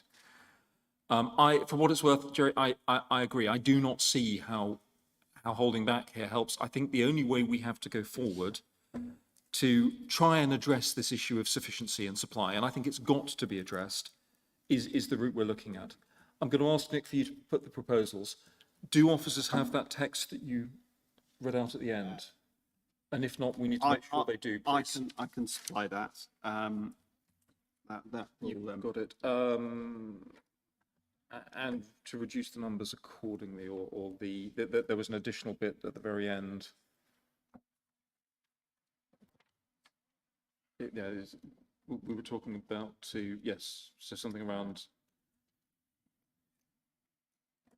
and consider something along the lines of consider reducing the proposed allocations accordingly within the plan. I'm not seeing any shaking heads from officers there. We're not. That's, sorry, without reading the entire thing again, that's relating to the overall numbers. It's basically asking the inspector to look at the numbers, look at what's been approved, and more things may have been approved between now and the point that the plan reaches an inspector, and to ask the inspector to reduce numbers accordingly on an evidence basis, which the inspector can do, but we would have to consult significantly to do. Okay, so.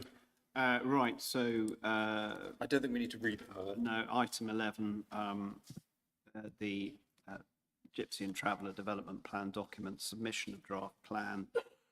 Can I ask for that to be agreed? Subject to the additional paragraph as read out and as slightly amended. I will second that. All those in favour?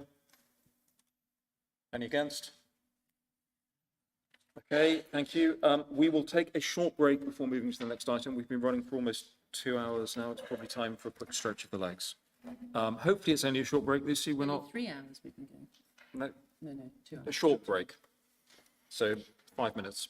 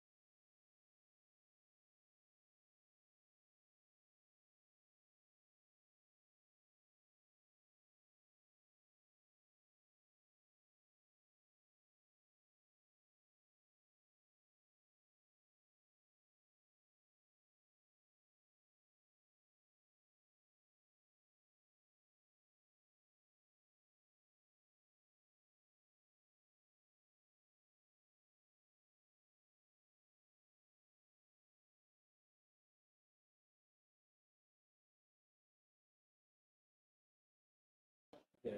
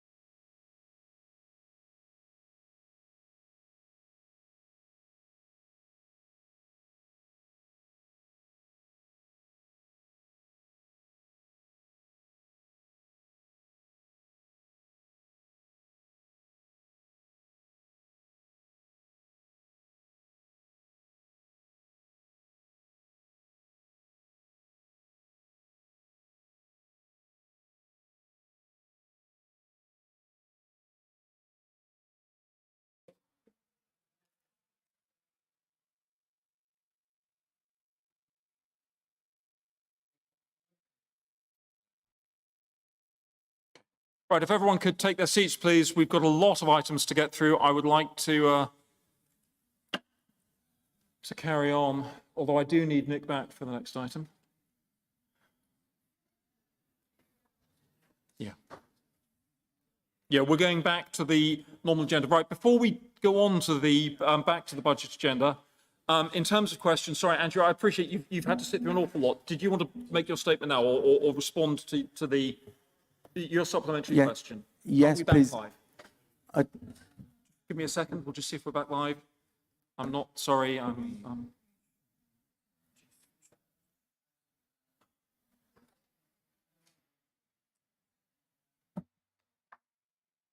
Okay, marvelous. So, Andrew, if you had a question, I know it pertains to a later agenda item, but I appreciate there's still a lot to get through. So, if you want to ask your supplementary question now.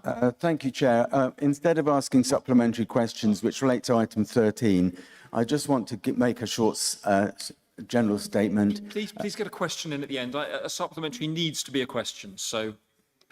Oh, that's fine. There is a question built into my statement then.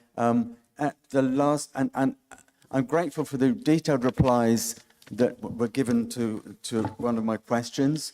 And I was also pleased that you gave members of the public a chance to have their say early in the meeting. So at your last meeting, I made a brief statement about the Council's net zero ambitions, and something surfaced, which is that I think the opposition leader said, oh, can members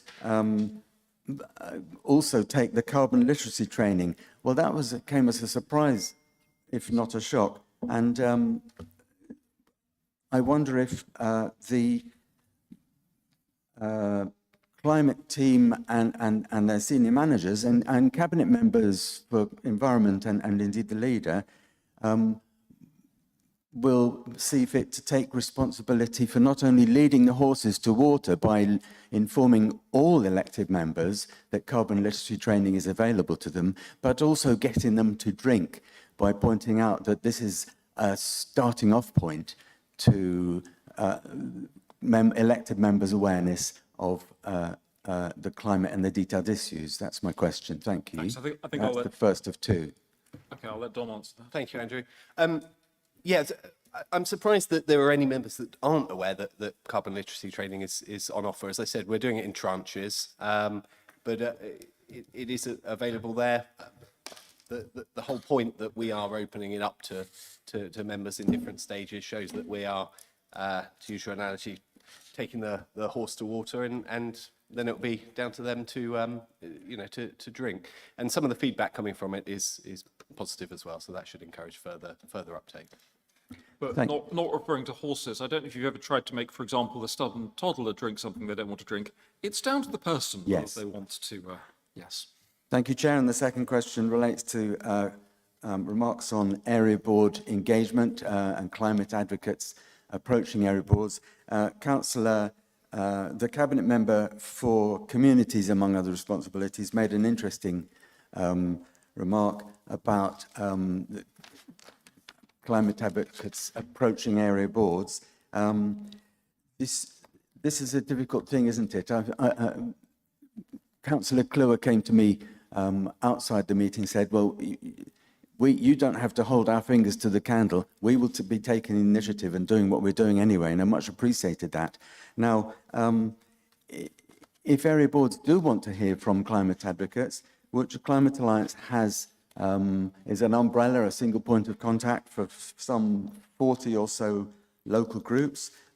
We have an email address, contact@wiltshireclimatealliance.org.uk. Would the members present who are active in their area boards like to bring in climate advocates to share their concerns by making space on their agendas and making them at home and meeting them halfway so that they can share their concerns and offer the support that the climate advocacy community want to give the council in raising the ambition and achieving progress. Is that something that the that the cabinet members, the relevant cabinet members, are able to commit to? I've got a number of cabinet members who want to come in here. I'll come to Ian first, and then if you want to comment, Ian, and then tomorrow. And I may comment as well.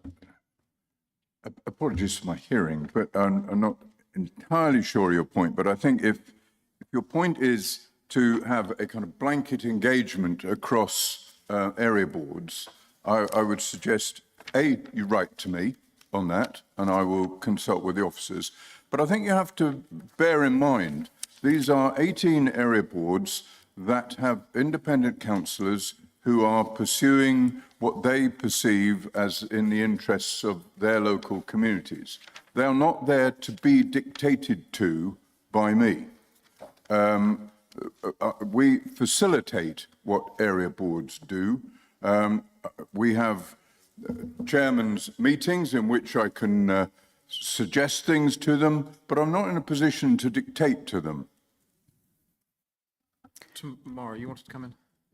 Yes, I just wanted to agree with the points that Ian's just so eloquently made. And just to add in from a devices perspective, I have been the area board lead for climates since 2021 and working locally, we've worked very closely with sustainable devices and climate-friendly devices, and they really add to our thinking and to the projects in the community. But as Ian has said, I think it is down to each individual community and area board to determine what is right, appropriate, what are the key objectives for that area board, and to then work with partners locally. Thank you very much indeed, Councillor. And a number of area boards have had events and brought people in. But when you get that kind of event, just so you understand, that means you also get those who may challenge a pro-climate view, as well as those who would support that. No, I'm being too blunt. That those who have differing views around climate change and around its causes and so on, and that needs to be accepted, I think, in an area board context. So just as a guide, I'm aware of a couple of area boards that have had a slightly interesting time with similar discussions. Thank you, Chair. Those are three very interesting points to take home. And if there's anything else, please be brief, because I've got a huge agenda to get through, and I could have government suddenly telling us to lose a meeting, a meeting at any instant. Yes, are cabinet members willing to come to us to make suggestions for businesses that want to showcase their achievements or might need a helping hand in making a start on journey to net zero? Again, at contact@wiltshire-climatealliance.org.uk. In preparation for our summer event, the Wiltshire County Climate Summit, where we're receiving great cooperation from all and sundry in the council. Thank you. I mean, anyone listening can clearly do so. I would suggest that we get the climate, if you pass that through to the climate team, who can then make sure that they're engaging with the economic development team. I mean, there are Wiltshire businesses who've been really quite innovative. Glycol as a heat source, for example, being one. But I've no idea whether businesses doing that would want to come forward or not. So we can certainly follow up on the contacts we've got in that space. Thank you very much indeed, Chair. Thank you, Cabinet. Thank you. Right, we will now get back to the normal agenda. We have a number of finance items to cover. I am going to make a point, and I'm not trying to make it politically, I'm trying to make it from the point of view of good governance of this council. I am really concerned that whilst we have Graham here, we do not have anyone from the opposition here. This is an opportunity to look at revenue budget monitoring. I know it's looked at in a scrutiny environment, but this is a chance for anyone to be here to raise concerns and raise challenges. Scrutiny of all kinds is essential to keeping councils on a sound financial footing. I'm doing peer challenge work with the LGA. Councils that do not do this are the ones that end up going astray. And I am really genuinely concerned that we are not seeing opposition members here who I would want to be here to make sure that they understood and were raising suitable questions and challenges at that point. As I say, it's not political, it's concern, it's a good governance concern. Graham, if you want to make a comment on that, we will then get on with these agenda items. But I can't not raise that. Well, I'd just like to make the comment once and then not go over it again. I think, this is just a missed opportunity. You know, it's not about why are people not here. We have over 90 councillors, and apart from the cabinet, there's a handful of councillors of all parties not here. And we've had the opportunity. We had a presentation on the budget. It's gone to cabinet. It's gone to Overview and Scrutiny Management Committee. Brilliant meeting. Loads of questions. Lots of opportunity. I fear that we're going to have to wait to full council for people who haven't followed the train of questions, answers, and then we'll have to go through it all again very slowly. And there we are. So from my perspective, it's an opportunity missed. I think we need to get on with the cabinet meeting, and I'll leave it over to you, Richard. Thank you. And frustratingly, full council has an air of pantomime to it when we set the budget, and this is an opportunity in cabinet for a more adult discussion. I will make one last reference, and I will pass on to Nick.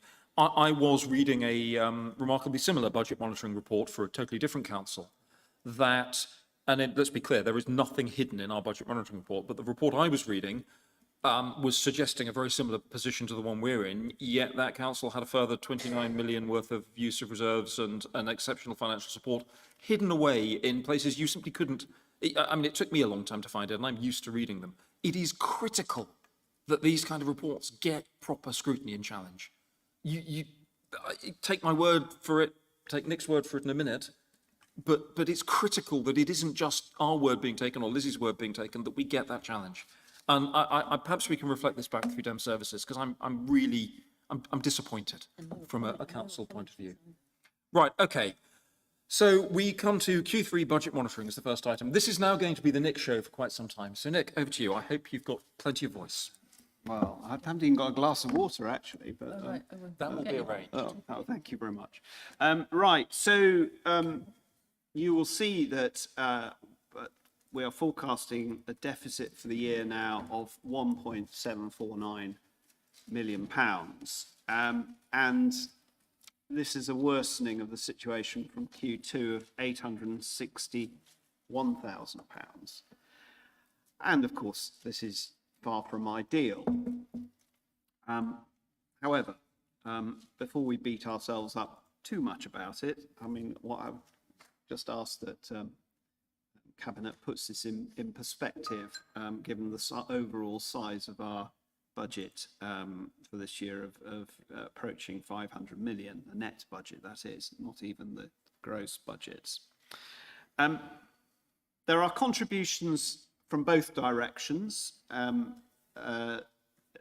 places that, areas where we've got, the forecast got worse and areas where it's got better. The largest adverse component, of course, is the adult social care element. That's down £600,000 of the worsening is down to that, and that is largely an increase in demand for those services. And of course, that really, oh, thank you very much, thanks. That comes hardly as a surprise, given the briefings we've had and the demand pressures in this area.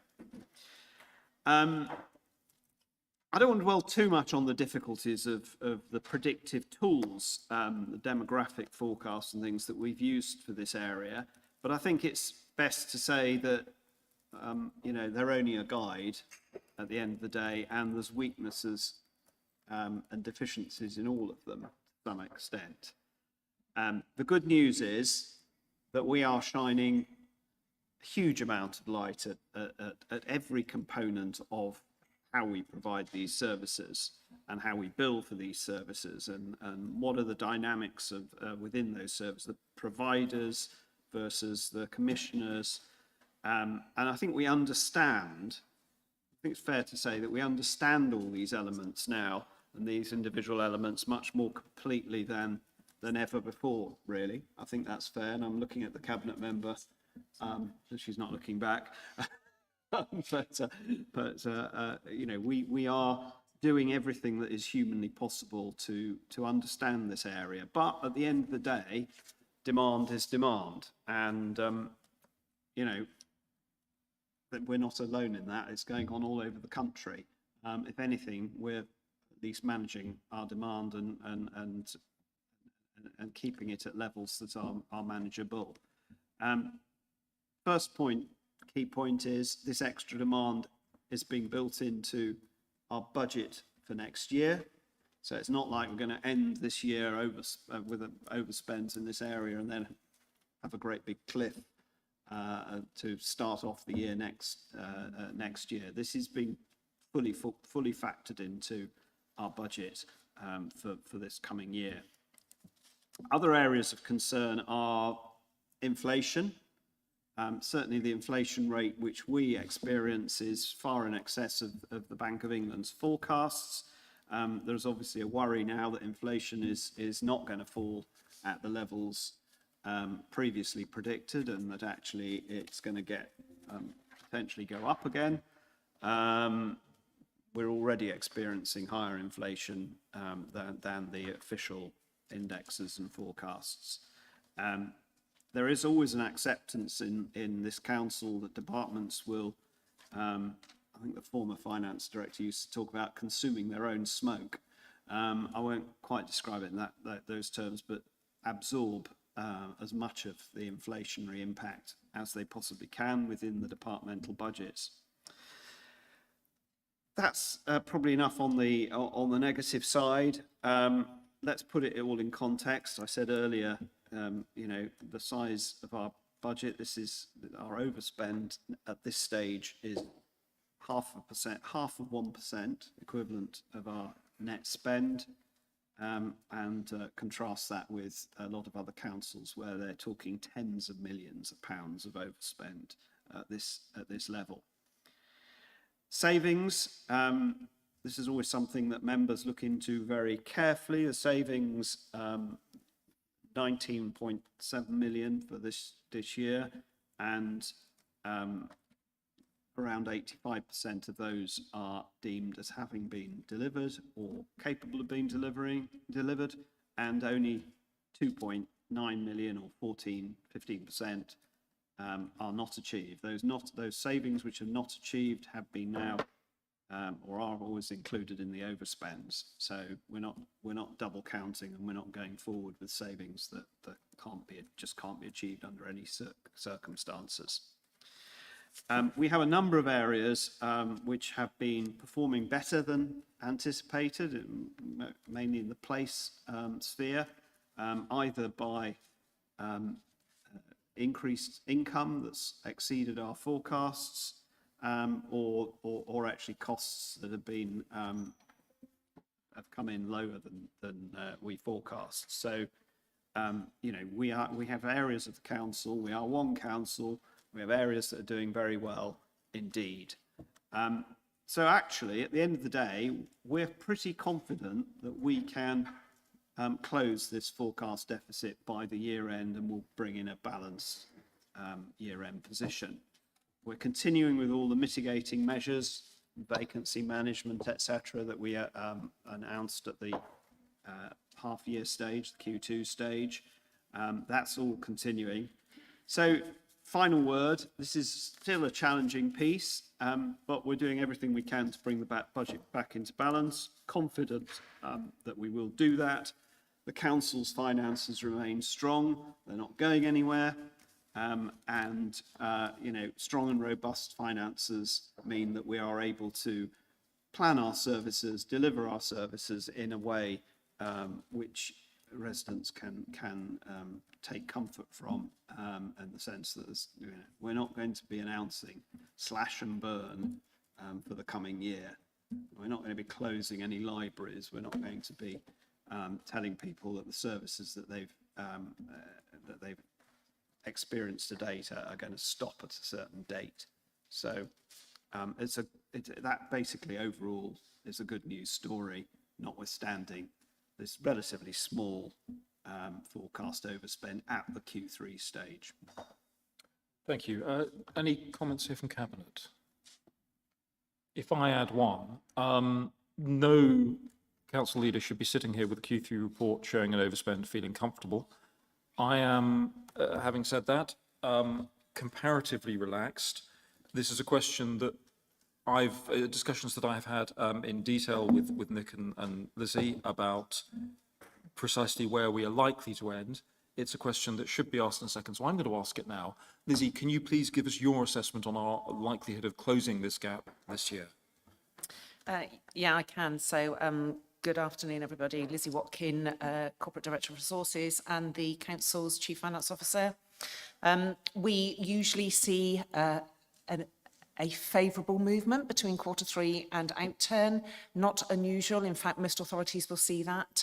I am confident that this position will be managed into a balanced position by the year end as much as I can at this stage, knowing what we currently know. We are also due an allocation from the government's central business rates levy surplus account, so quite a technical account that does get allocated into this financial year, expecting about £500,000. We were supposed to have an announcement yesterday alongside the final settlement to be given our allocation, but that was not confirmed yesterday. So I'm expecting an additional £500,000 or so to be able to offset this current position, as well as the expectations of favourable movements in services before we get to the final year-end position.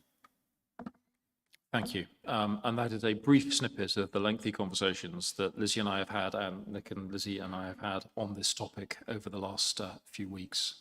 It's pretty constant. I will now come then to our the members who I need to bring in. I believe we've got Pip online. So, I'm sorry, Graham. I've got Pip as chair of NONS. Do you want to go first? I'm here, but Graham is giving most of the report. Fine. Just to say financial planning have done everything you've asked today and been as thorough as possible given the limits of time and members. But Graham is going to give the report overall because ONS are in charge of overall. Thank you. Thank you, Pip. Graham. Thanks very much. I've got three things to say before we get onto this topic, if I may. First of all, the scrutiny that we've done was cross-party. I'd like to thank the officers for their help through this budget and the Q3 results. But most of all, I'd like to thank the last speaker, Pip, for all that she's done within the Financial Planning Task Group, which sits under Overview and Scrutiny Management Committee. It's the last time they will sit this year. Last time we sit this year. I wonder if you might, I'm going to put my hands together for Pip anyway. Okay, thank you very much. So yes, on the 30th of January, we considered the Q3 revenue budget monitoring. Some of the task groups, the issues they looked at were the implications of reserves and next year's budget on a year-end deficit, pressure on adult social care and SEND budgets, strategies to manage overspends, and the designated schools grant. We noted the confidence of the Cabinet member and Corporate Director that we will have a balanced budget by the end of Q4. We'd like to thank officers for their continual work in actively managing the Council's finances, but I think I've covered that. But as the sole representative of scrutiny here today, that's a very short resume of the meeting. Thank you. Thank you, Graham. So I will then open it up to any other members who have any questions. Okay. I will come back to reiterate the point that this has had a huge amount of work going into it. This is not a report that we're trying to brush past anyone. We really have challenged officers and particularly the T on it. I am confident that we are in a position where all the professional advice and all the evidence that I can see to back that up says we will see this budget being balanced as it always has been come Q4. Recommendations, can we at the very least get them on the screen? There are quite a lot, but they're financial. I do prefer that we are. Well, actually, most of them we approve a few things, but most of it's noting, I think. Page 17 of the agenda, Cabinet asked to approve the following transfers to earmark reserves: 120,000 for activity funded by Supporting the Families grant, which will fall in future years, 285,000 for activity relating to improvements in early help in schools and with families in SEN and targeted services, £803,000 for the High Needs Sustainability Activity Reserve in relation to high needs transformation activity, which will fall into the future years, and that the balances held in the inquests and Salisbury recovery earmarked reserves totaling 466,000 that are no longer required be transferred to the general fund reserve. There's a whole load of things to note on. We've got them on the screen now. Oh, you've got them on the screen, right? Thank you, Kieran. Could I propose those, please? I second that. All in favour? Thank you. We then move on to agenda item 7, which is Q3 capital budget. Capital budget. We have here the usual additions and subtractions at this stage of the year. Just under £1 million, 957,000 of additional budgets added, 5.552 million brought forward, and 38.398 kicked back into future years. So that leaves the capital programme now below 200 million at 194.436 as of our Q3 forecast. Just to compare that with the 256 million, which was approved at the time of budget setting, which actually was subsequently increased to 262 million. I'm rounding the numbers to the nearest million at the close, the outturn of 23-24. So Q2 has pulled back the sum to 226, and now we've pulled it back to 194 million pounds. Still substantial figures, and actually representing better forecasting than we've seen in past years. I know I'm being a bit like a cracked record on this about how getting better at forecast, not putting stuff in the capital programme if it's not going to be delivered and then taking it out at a later stage. We're actually getting better at forecasting. And the actual figure of what has been spent at Q3 as opposed to what we're forecasting spend to be, well, we're already at over 115 million actual spent at Q3. Represents something like 59%. Just comparing that with last year, when we managed to have an outturn of 163 million of spend, actually we were 55% spent at the Q3 stage. So I think we're definitely going doing better, and the outturn will be again high, and it will be higher than the level than last year's level. I think we're just going to come in somewhere in the. Won't be 194 because we know it'll never be quite what we're predicting at this stage, but equally it'll be more than the 163 that we managed last year. So that's the second year running that we'll have substantially delivered a high percentage of our capital programme.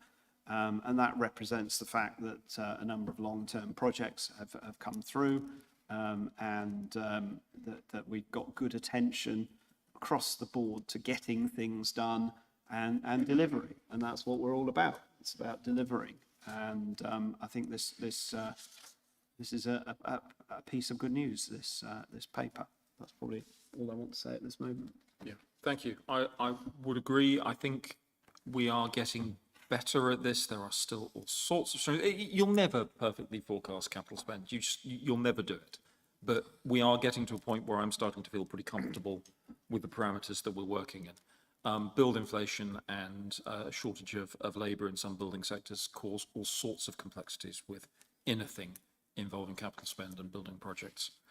There's nothing more I think I want to add. There anything else from members? Ian, if you want to, yeah. If I may, and look a little back to the previous item, leisure is one of those wonderful areas where increased demand actually equates to increased income as opposed to cost, and that's not the only area. There's quite a few actually. That's very much the case, and I'm pleased that we've been able to play our part in containing costs, driving income up, and doing more and more to support our people's services in this adult care, children's services, and in particular SEND. I'm very pleased to report that we have been playing our part in keeping that capital moving and investing and doing something worthwhile for us. And all the projects that we were planning for this year have been on schedule and are delivered and are driving income up and up in that. And within that, we are improving the quality of our offering, the access to that, and by access I mean those people who've got disability problems, etc. So this is just getting better and better, and in turn driving the memberships. I've just recently visited 2 of our projects, Warminster and Marlborough, and I'm pleased to see that they're on schedule. They're going to be delivering in the next 2 months, so we will see further improvements.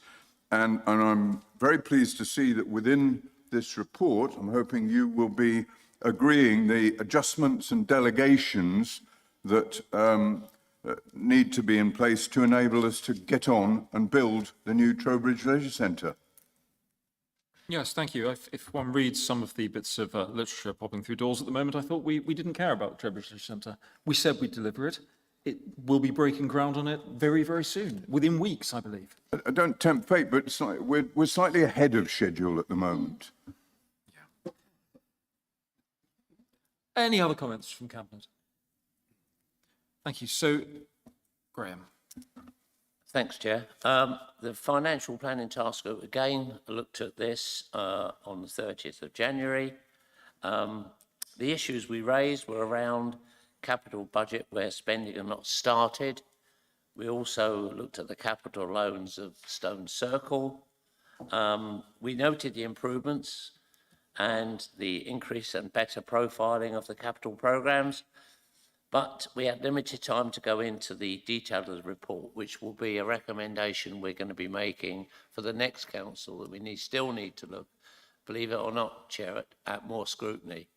Sitting here today, you'd find that difficult to believe, but that's exactly where we're going, and that's something that, I'm passionate about.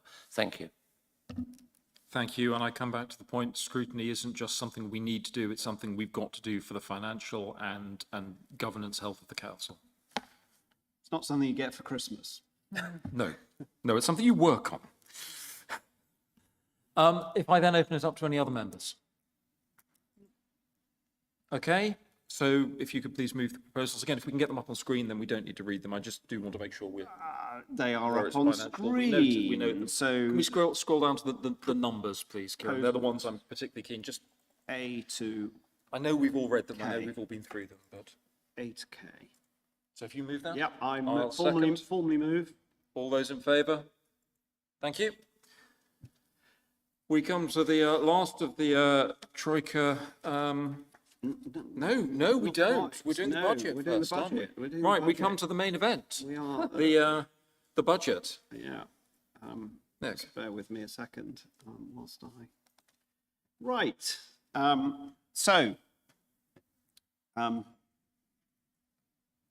Where do we start? I think we start by saying that we're in a good position. We just had the Q3 forecast. Okay, slight worsening of the forecast deficit there, but we also heard from the finance director that we are expecting to bring that back into balance. We also have benefited from a balanced MTFS, which has always stood us in a good place, because it doesn't mean that we're looking to close in probably enormous great gaps, which is what other councils, and some of them very close to us, are confronted with. We are not in that position. I can't emphasize that enough, that, yeah, we're not unique is a singularity. And it's a word that's often used very over the top. People say, I'm quite unique, well, or whatever, but we are very, very rare. And that is a message that we need to make sure everybody who is watching us is aware of. And so where do we get our money from? Well, we know we get our money from the council tax. I'll come on to that in a minute, and the business rates, and there's fees and charges, and government grants. government, of course, does not fund Wiltshire particularly generously. We never seem to rate on anybody's radar for government grants. And coming to this new government, new settlements, government sort of, I think, indicated they were looking at 3-year settlements, but then now have come back and decided that's far too difficult, and so only 1 year is being offered at the moment. And they did say something about rewarding councils which are most in need, which I have to say is a bit strange, because who's most in need? Well, the councils that are badly run. Does that mean that they're going to be the recipients of large S? Certainly that it would seem there's a possibility of that. So the grants came out and we gained some money that we expected, but we also lost money which we didn't expect to lose. We took the government at face value and saying this is going to be no surprises. Well, it was a surprise to lose some grants, in particular things like the Rural Services Delivery Grant, 4.5 million. 4.5 million, well, you know, because some will say, well, only less than 1% of what your net budget, but actually, £4.5 million reflects the higher cost of delivering services in rural areas. Well, bad luck, because that one's gone. And then there were issues like the employer's national insurance, which we were told when the budget introduced that lowered the thresholds for employers' national insurance and put up the rates, that local authorities would be fully compensated, so we didn't have to tax people more to pay the taxes, the additional taxes the government had levied. But sadly, that doesn't appear to have been the case in reality, because we're now calculating that we're something that's still unclear, potentially £750,000 short on the employer's national insurance. And just to be clear, that isn't money, that's not to cover, say, contractors' national insurance. We don't get any extra money for services that we contract out, their staff are being charged more national insurance. We don't get anything there. This is just for the people who are directly employed by the council. So forgive me for thinking that fully compensated meant we wouldn't be out of pocket, but we appear to be £750,000 or thereabouts out of pocket. So I think it's fair to say that the reality is that actually we thought we were going into an era of certainty, but actually there seemed to be an awful lot of uncertainty around, and certainly uncertainty around the direction of travel.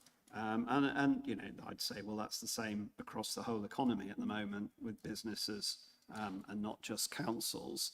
And no one is quite sure what they want us to do. You know, and this message is reinforced in spades over local government reorganisation, which Richard might have to start another meeting any minute now, apparently. Devolution, not local government. Well, sorry, I meant devolution. We're not being merged with anything. Forgive me for being imprecise in my description. What's the future of business rates? I'd say, well, that's another thing that there doesn't appear to be any lack of. There seems to be a lack of clear ideas coming back from government. Anyway, back to the here and now. I guess there are some things that we want to just point out. You will, before it gets asked, although there's no opposition, so I'm not quite sure who will ask it, but the MTFS we're not showing is completely balanced, and some gaps remain. But I'd argue, again, the order of magnitude is manageable and appropriate. We're not in the nature of black hole stuff. I'm afraid I always still keep an eye on my old authority, Hammersmith and Fulham, which has a net budget of about 42% of Wiltshire, and yet is forecasting in its first year of the MTFS 30 million shortfall, with no apparent way of closing that gap. and that would be the equivalent for us of something like 71 million. So, you know, just put the almost balanced, if you can be almost balanced, MTFS that we've provided into perspective. We balance next year's budget, and there is no use of reserves.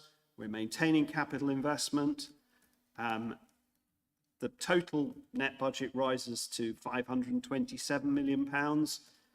That's a 7% increase on this year, which in itself reflects the continuing higher demand for services, inflation forecasts, and the general pressures around what we do. I think something like £53 million of gross pressures have been included in this, and not all net pressures, but gross pressures. We incorporated the almost £14 million of net costs resulting from rising demand in this year. I referred to that earlier in the Q3 report. And the fact that we can deliver a balanced budget is really down to the work that's going on across the whole of the organisation, and particularly the areas where we're doing better than forecast last year, this year, and going forward next year. And obviously, without those, we'd have been in a much more difficult position. But we are one council, and that is why we can use the whole of the council, the strength of the council's consolidated efforts to make sure that we get a positive, a balanced situation at the end. Savings, I'll just touch on those again, and people seem to worry about savings as if they're somehow a reflection of gloom and doom. Actually, savings are a necessary part of any organisation that is constantly changing, transforming, trying to do things better, trying to do things more efficiently. Got just over £14 million of savings for next year. So I've been told to speed up. No. I'm getting mixed messages. I'm merely getting mixed messages from what's coming speed through. up or not speed up. I think I'll probably speed up. I'll just finally touch on, of course, the thing that everybody's interested in, nobody else is interested in, but sorry, everybody's interested in. To get it right, I'm being flustered. I feel like Frank Spencer. So, look, it was no secret that we hoped that we would not put up council tax, not need to put up council tax by more than 2.99% for next year. That was in our MTFS for last year. I'm afraid that's just simply not been possible in the light of the adverse headwinds from government, primarily from government, but also from the rising demand in other areas.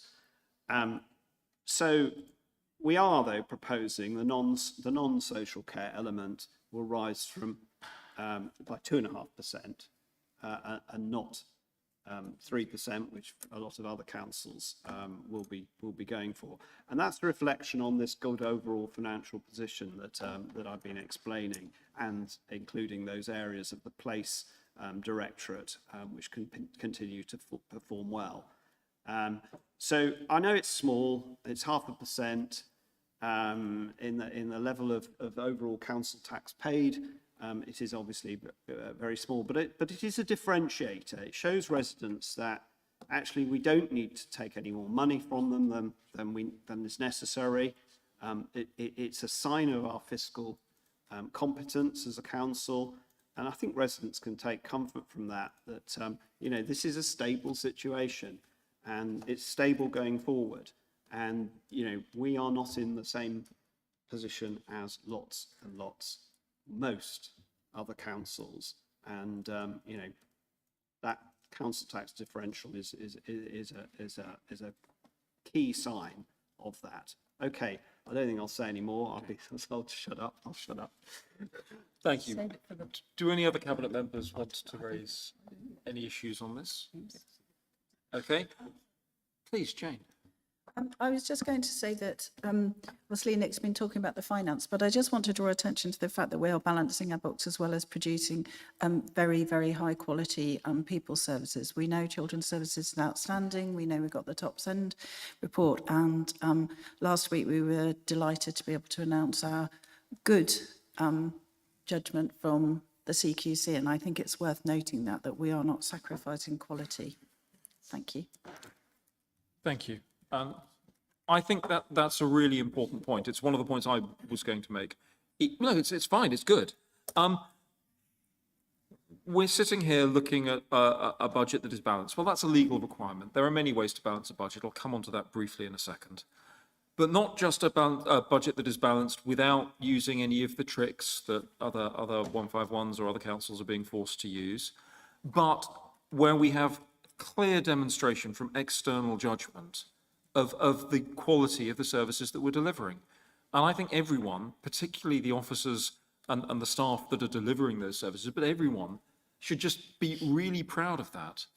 The fact that not only are we completely bucking the trend by balancing our budgets properly, by controlling our costs, by investing in prevention, I'll save the politics for full council, but that the evidence, the external evidence is clearly showing, not just that we know that, but that other people are coming in and they are finding the same results, and they have no incentive to say that we're good. If they came in and thought we were bad, they'd say so. Plenty of councils get bad ratings. So I think that there is something really significant there. It's a really serious point. So yeah, I mean, a huge thanks to everyone. It's a real indictment of the way this council is being run. I think just coming on to a couple of the other things, and this is more for residents watching or anyone who perhaps doesn't spend the length of time that many of us do reading budget papers or looking at other councils' budgets and understanding what's going on in the sector. There are a couple of tricks is the wrong word, a couple of ways that things you need to watch out for. So, I mean, some councils have just been given permission to put council tax up by more than the 5%. Well, as Nick has said, we're looking at coming in below that 5%. And I don't take that lightly. The cost pressures on people right now are growing and growing year on year.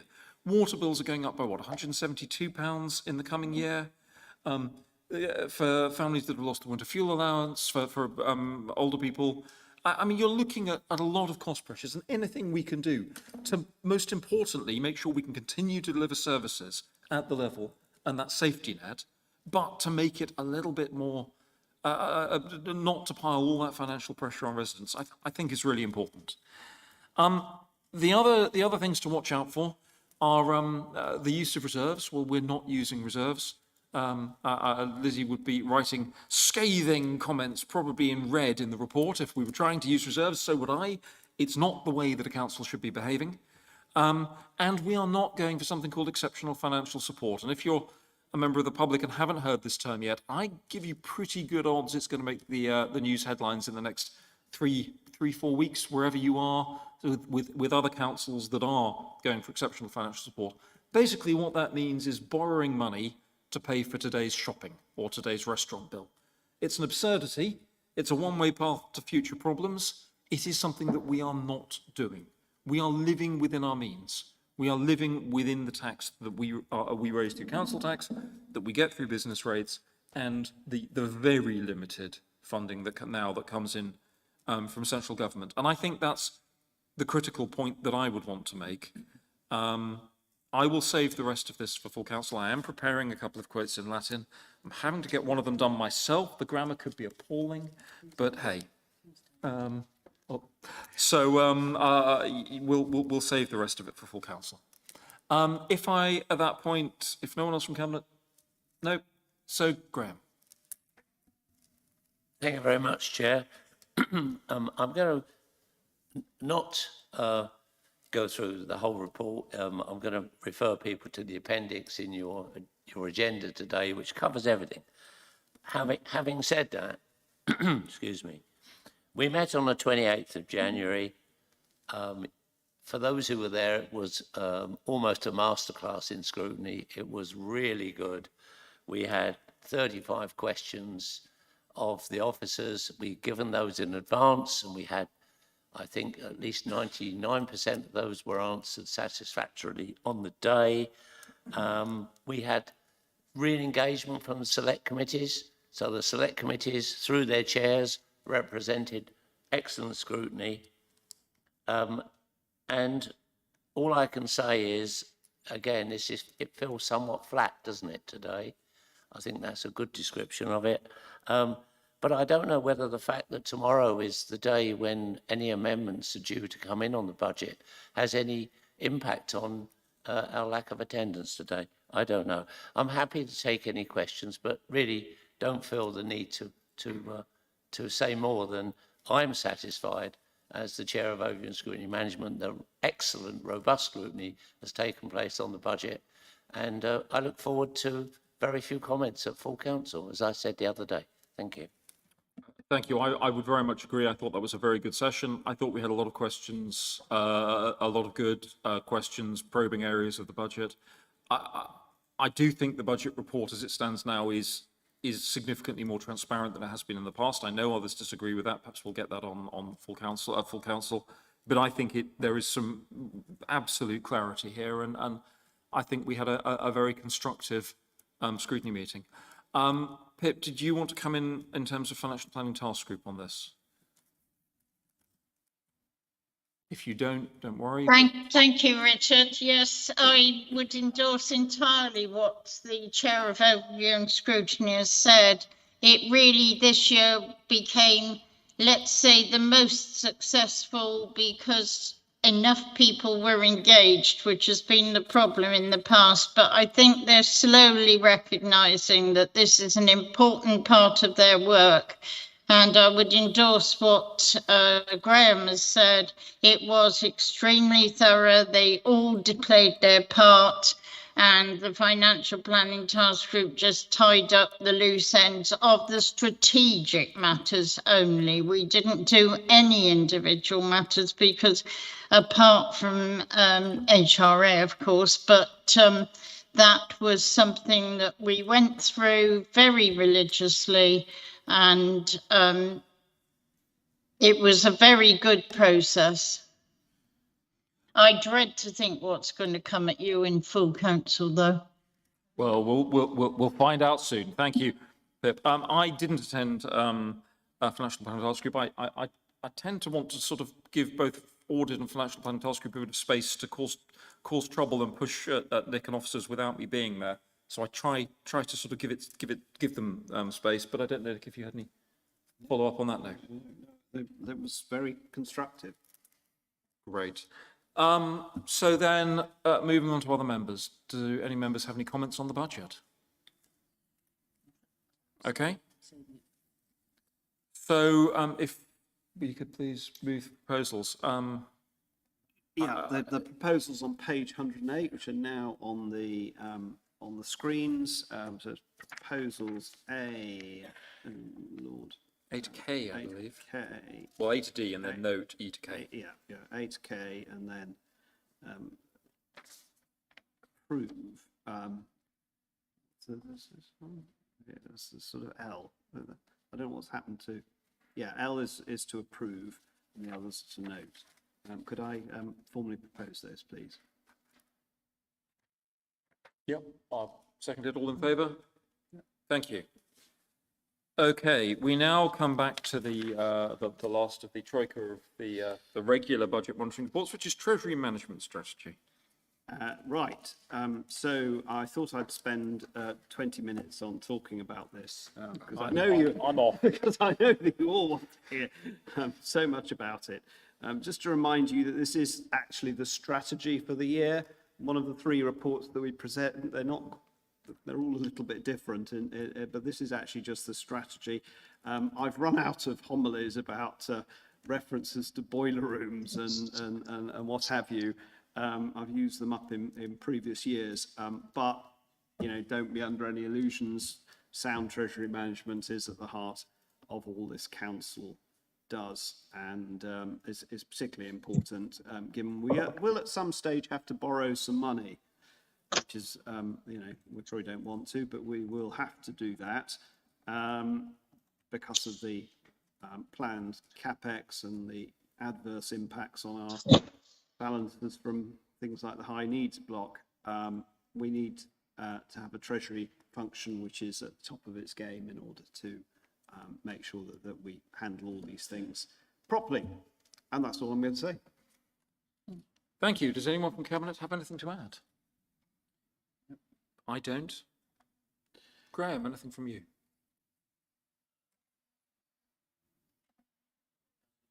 No, Treasury Management. Sorry, is Jerry leading you astray? Shall we move Jerry to maybe 3 seats away from you just to help? Councillor Clunkler, you're misbehaving. It's very naughty. Well, while Graham's looking, Pip, is there anything you wanted to say on this? No, I think it beholds every single member of the council, especially the cabinet and those involved in finance, to realise how very important this is, keeping control of, with fluctuating interest rates and demands, is absolutely critical to running a good council. Thank you, Richard. I couldn't agree more. Graham. Eloquently said by the chair of Financial Planning Task Group. Thank you for digging me out, Pip. Okay. Does any other member have a point, any issues to raise on financial planning, on Treasury Management? In which case, just therefore move the proposals on page 285, A to there's always lots, A to J. A to J. Yeah. Formally moved. Happy, seconded. All those in favour? Yeah. Thank you. We now have HRA budget setting. I don't know whether Phil or Nick is going to lead off on this. Phil, you, because if you want to. Yeah, it's very exciting. Give Nick a break. Yeah, I'll give him a break. It's a bit sad though, because I'm talking to not an empty room, but you know, I was geared up for a question or two. Okay, so the HRA budget is the one we got in front of us now. There are 2 main purposes to this report. So we've got in there the rent setting for the upcoming year, and also some changes to the HRA business plan. So if I just kind of go through those, I'll give you a headline summary, the key points. So this year's proposed rent increase is 2.7%. It's the maximum allowed by government and is formulated on the rent standard. So that's set at CPI plus 1%. That's what the board would like this year. And that's what we've got in the report. So in addition to that, there's been several updates to the business plan, and these reflect changes to the environment in which the HRA operates. Now, I've got the Director of Assets down there. He's going to help me out if we've got any further questions, but I'm going to go through those headline points that I raised earlier and see if anybody wants to explore that further. So within the updates, we've got a number of things that I wanted to highlight. So the government's indicated that rent increases are going to be limited to CPI plus 1% for the next 10 years before reverting to CPI. So that's been built into the business plan and modelled regarding how that's going to affect the income over the next 30 years. So that's been built in there, so you can see how that projects through. The government have also made some changes to right to buy. So you might be familiar with these, and the change to the right to buy discount. So that's making it less attractive for tenants to buy their homes. Of course, the point of this is to discourage people from buying their homes and ensuring that the RPs and councils retain control of those houses. So that change has led to a spike in interest for right to buys as people look to acquire these with expression of interest before that policy really kicks in, and we see a significant reduction in the discount offered. So what we're seeing is a spike in interest, and we'd expect that to feed through into an increase in sales and capital receipts. However, whilst this is built in for a short period of time, we would expect then the number of sales to drop significantly lower to more about a handful a year to reflect that. So again, that's been built into the plan. I just want to point out the repairs and maintenance budget has been increased by 2.49 million. The build programme, this is the other big thing now, the build programme's been stretched over 17 years. Now, at the moment, we've been planning on delivering over 10 years. So far, we've got 208 homes that have been delivered in the previous phase. We've got 115 in the current phase and a further 400 in the pipeline. However, because of those significant increases to construction costs, the availability of land, the effect of interest rates on repayments has meant that it's very challenging to deliver that programme within the preferred costings. So in order to manage that, manage the debt and then manage the repayments, we're looking at stretching it over 17 years. But it is worth bearing in mind that we will be looking at that programme in quite a bit of detail over the coming months, and we're going to look at ways in which we can improve the delivery in order to achieve our stated outcomes, but reduce that cost to the HRA. So that's a work in progress. But at the moment, that's sort of the headline for the report, and I'll leave it at that. I'm happy to take questions. Thank you. Was there anything you wanted to add? I mean, I think that really has covered it. Thank you. So any comments from Cabinet? Yeah. I mean, I think I would just say that housing revenue accounts across the country are under immense strain. Housing as a whole across the country is under immense strain again, and we'll come onto it with the scorecard performance. We can take some comfort in the fact that the work that is going on from a Wiltshire perspective means that we are not following the same trend as the rest of the country, or at least if we are at a much, much slower rate. But the issues around that, well, around partly the increased cost of maintenance of raw materials and of labour, and also the increased costs around house building are things that we are going to need to keep a very close eye on with the housing revenue account moving forward. We have got to make sure again that is working, that the long-term plans are fundable, are controllable. I also think we need to be making sure that we are pushing hard to access any form of government grant. Government has made it very clear that they are going to be putting funding into the delivery of council housing. They say council housing, they may mean affordable, but from what I can make out, they're talking about council housing.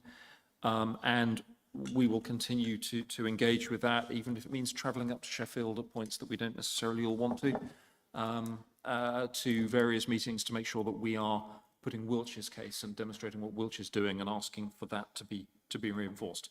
We're building council houses. Still far too many authorities aren't. I think that's everything I want to add. If you want to comment on that, and then we'll open it up.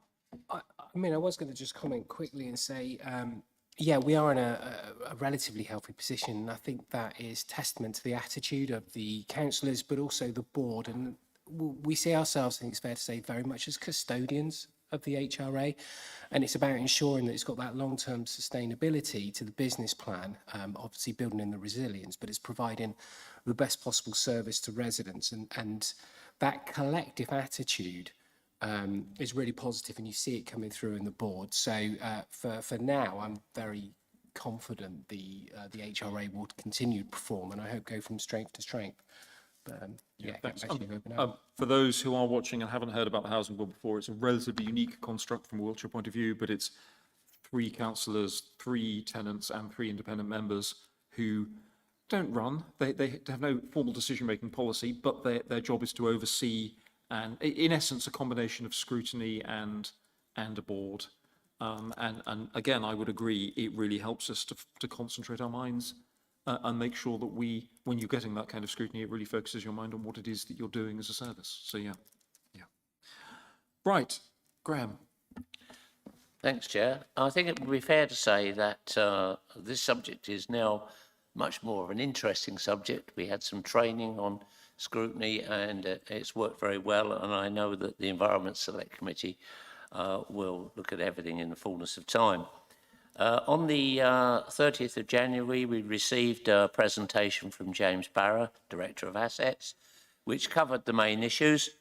We welcome the creation of a separate budget report for the HRA, and will recommend that after the election that scrutiny looks at HRA in greater depth. But as this is probably the last time I will speak today at this meeting, can I just, I should have thanked all the members of the Financial Planning Task Group for everything that they've done all year. So thanks to everybody. thanks again to the officers, and thanks to you, Chair. Bye. Thank you. Pip, was there anything? No, Pip, you're not on my list here. I'm sorry, I shouldn't have called you. Sorry. I'm too busy. Okay. It was my recommendation that for the future, we do set up a separate group to look at this under scrutiny. It is a major risk, not because we were ticking along nicely and everything's hunky-dory, but because we've had a change of government who seem to vacillate in their ideas about whether we may, at the end of the day, have to take responsibility for this instead of getting something from them instead. So I just want people to note that this is a huge, huge risk financially, and that we've been prudent and provided for it. But of course, it does take up a massive amount of our reserve, which is earmarked. Thank you, Richard. Thank you. Yep, I would agree. Well, we're coming on to risk in a minute. Let's deal with risk when we get to it, but I would agree. Any other members with a comment on this? Yes, Tony. Thanks, Richard. I appreciate this is about budgets and figures, but I'd like to see some reference to modern methods of construction somewhere. Thank you very much. Thank you. Yeah, well, there's over, yeah, I mean, if you want to see those in the business plan, I think business plan's very much focused more on the finances of it. We've had quite a few reports regarding the Council House build programme and the role of MMC, but you're more than welcome. I can pass on information if you like, if that would help. Yeah, I mean, I think it's fair to say modern methods of construction are one of those. It sounds like a good idea. On paper, it's a good idea. It should be a good idea in practice, but it's never quite delivered. Pretty much all of the companies that went in a first wave, some, 8-9 years ago now, maybe less, seem to have spluttered out. Other companies are still going, those who've been in the industry for longer, but doing other forms of modern methods of construction other than housing. Instinctively, it seems to me like a way that, like a method that will take off, but the cost issues at the moment and some of the issues with sort of acceptance of it are definitely causing challenges. I think it's fair to say. It's an area that I honestly, with my role now, I only keep half an eye on, but certainly when we're looking at it, the costs are difficult with modern methods of construction. Okay. Anything else from members? In which case, if you can move through proposals, please. Okay. In that case, I'd like to move proposals A to F on page 326 of the papers. Look for a seconder. Thanks. I'll second that. All in favour? Thank you. We have dealt with item 11 already. Can't we do it again? No, we're not going to do item 11 again. That would be definitely unconstitutional at the very least. We will now move on to item 12, performance and risk report, which is my turn to talk. And if Graham thought he was getting away without speaking again, you're down on my list for this one. Performance and risk reports have now been a standing part of the quarterly monitoring. I'm not going to run through the data. Everyone's had a chance to read it. Scrutiny will have a chance to look at it, and then individual select committees will have a chance to go into more detail. I would note that I thought we had an extremely useful discussion with senior officers, Laura and myself, yesterday about some of the risk elements and about how we now go from the point of the data quality we've got to into making sure that we are using it as a proper sense check and a proper judgment for where we are putting resource, whether we're putting resource in line with our risk appetites, and whether we are making sure of all of this very tedious, very technical stuff, but really important stuff when it comes to running a good, competent council, that we're taking that to the next level. I definitely want to thank Catherine. We had who puts these reports together. Some of the discussions coming out yesterday, I thought were really challenging, really good, and really really helpful. It's something that we'll perhaps bring back in the next iteration of the report, because we haven't had time to make all the adjustments from yesterday that we were talking about. But for example, how we make sure we've got the corporate scorecard, we've got the metrics in here, but how we also then make sure that we are linking risk in with the business plan. Because I think the more that we are joining those dots up, the more that we're cross-referencing, the more that we are making sure we have the evidence for what we're doing, the more effective we will continue to be as a council. I think that approach is really important. I know I could bore for Britain on risk registers, so I will stop there and open it up to anyone else. Any other comments from Cabinet? Yes, Phil. Yeah, thanks. I mean, I wanted to highlight a few of the issues around housing, but I've got to be honest, it's shockingly frustrating. This, the document, the risk register itself, is such an accessible and useful tool. The appendix, you can see the data, you can see how we're performing. We should have opposition councillors here challenging us over this. There are issues that, you know, I mean, I was going to go on to explain some of the issues around housing, but I'm just really disappointed. I feel let down for residents, to be honest with you. Yes. I feel let down for the challenge and scrutiny that the council should deserve on these.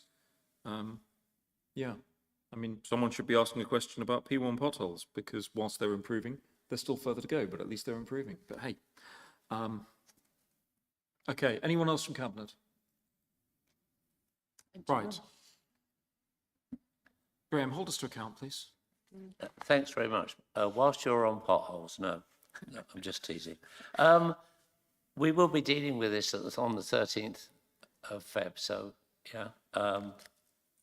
So we haven't looked at this as yet, but we do look at it with enthusiasm. As the last speaker said, I think the interest of people now and the quality of the report allows us to take a really easy look rather than the very detailed, difficult reports that we had before. So it's all in one place and it's easy for us to see. So yes, we will get more scrutiny, Richard, but you know, sadly, as we've said, there's nobody else here to ask questions other than myself. Thank you. Thank you. Do any other members have any questions on this item? No?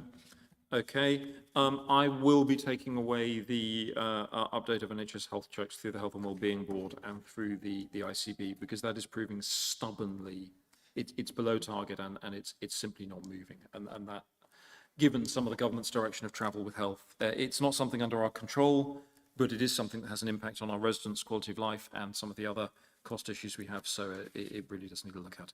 In which case, I will propose that we note and agree the reports. All in favour? Oh, sorry, second, all in favour, whatever.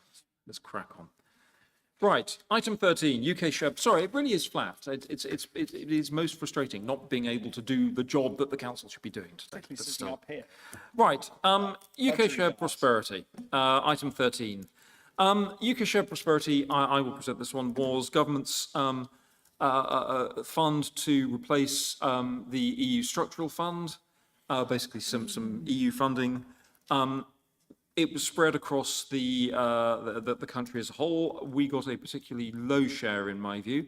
Strangely enough, every time government gives funding out, we seem to get a particularly low share, yet we're still competent. My goodness, perhaps government not going near you is the route to success. I don't know. The funding has been reduced since last year's funding. It's been reduced by about 60%. That is sad, but it's also part of government's transition to, or government's process of devolution and move towards strategic mayoral authorities. This sort of funding will, from everything we are hearing, especially the areas around skills that form a significant part of it, and business support and the old LEP, the enterprise partnerships, will be ending up as the responsibility of strategic mayors as and when they are created, or strategic authorities, and then mayors as they're elected to them. I sincerely hope when this funding ends up going there, it will not be at the 40% level that we have seen here. There are an awful lot of work streams that apply to this. I would congratulate officers, and I do every time I discuss this, on the ability and the work that has got in to create a multiplicity of benefits from what are a lot of very thin funding streams. Some of these projects, based on the evidence that we're getting back, have definitely had a huge impact. The multiply one I would refer to specifically, that is around improving mathematics skills. And the evidence that we're getting out of that is that we really have delivered well.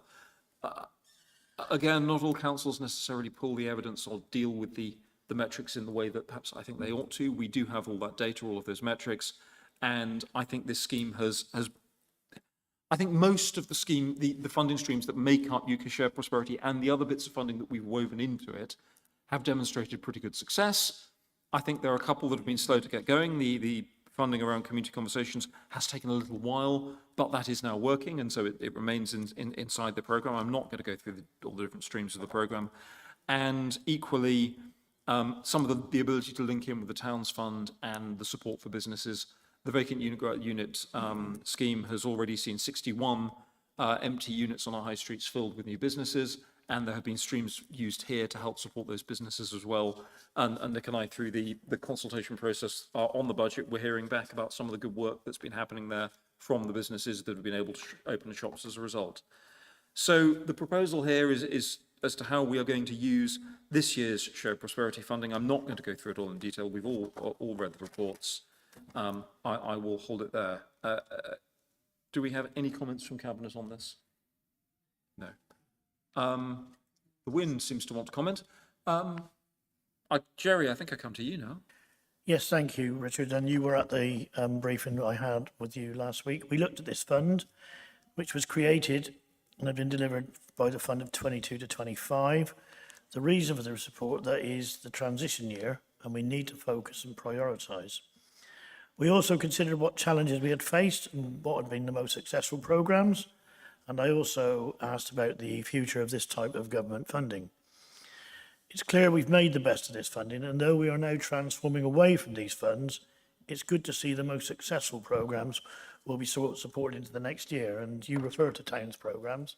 And I think when you were at the leaders' meeting last week, thanks for coming last Thursday to Pewsey, a member of the public did ask about the startup fund that was available, or possibly available, to want to start a business in an empty shop in Pewsey. So hopefully there will be a way through, and I've put her in the right contact with Victoria, hoping that something like that happens, because it's not a lot of money, but helping a small business start up in the county, I think is a plus.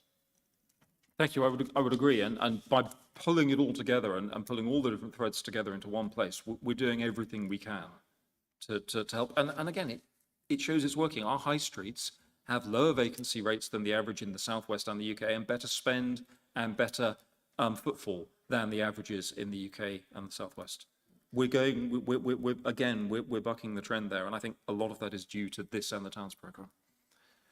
Anything else from members? I will then move the proposals that we both note and approve the prioritisation and the delegations as outlined in the report. All in favour?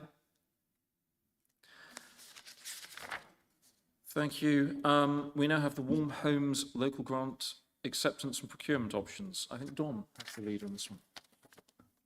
Thank you.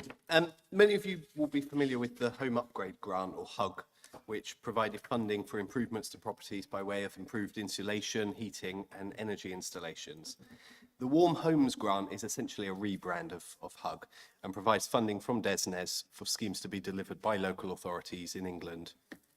The scheme will improve the energy efficiency of homes and increase low carbon heating installations for low income households. Warm Homes will provide funding for at least 3 years. Now, the Warm Homes scheme fits with Wiltshire Council's strategic priorities in 2 ways. Firstly, there's our business plan, which sets out the 10-year ambition to assist Wiltshire residents to develop a smaller carbon footprint. And secondly, our climate strategy, which sets out a framework for reducing emissions over the next 5 years and identifies the fact that existing buildings need to be retrofitted to reach net zero by 2030. The grant will fund a range of improvement measures, including better insulation, low carbon heating upgrades and solar panel installations.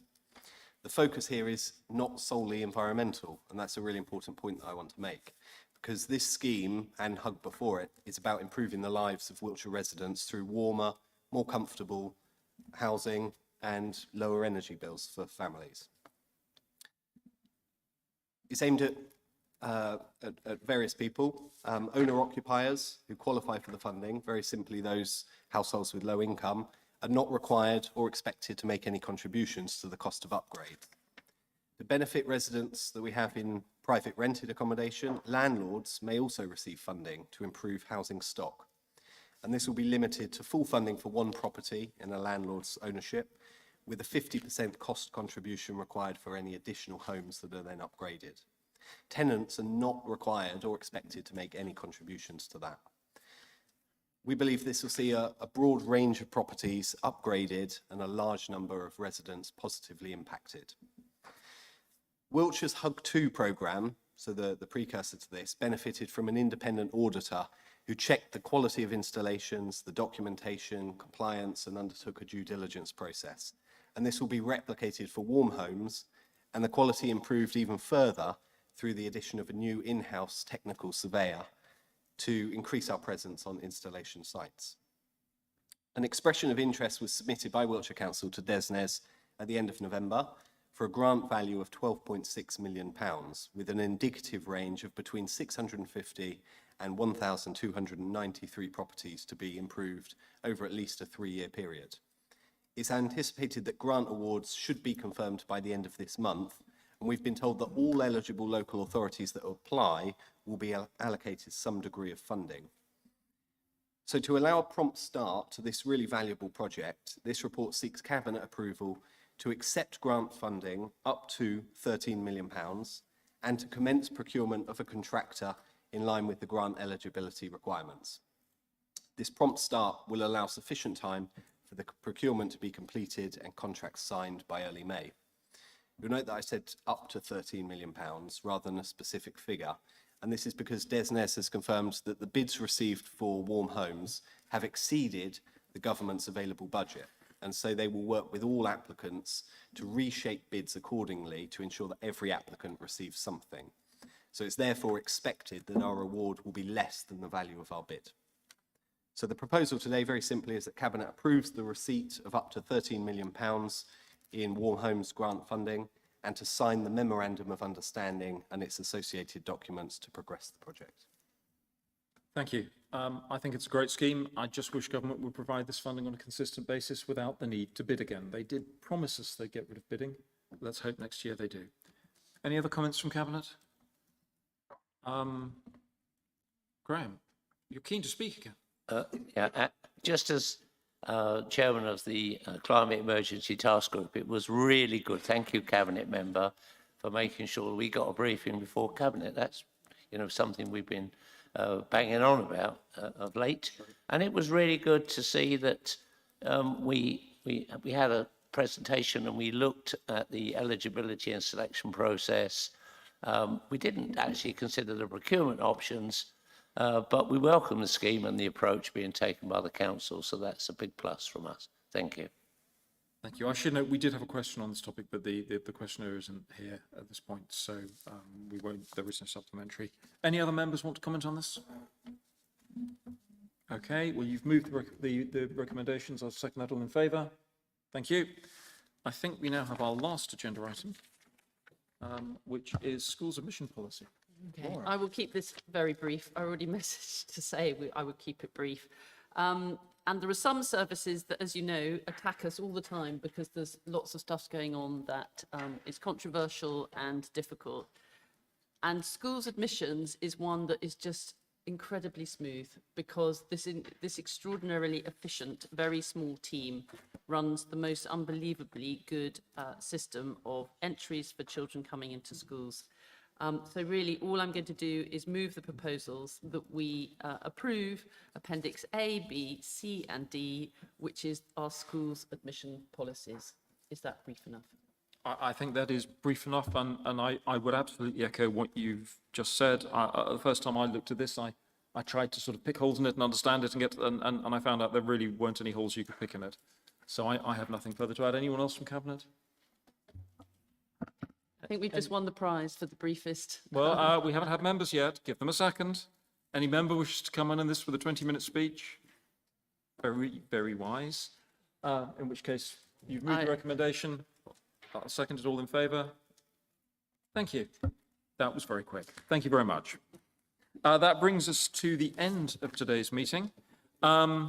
We are bringing the next Cabinet meeting forward to the 4th of March.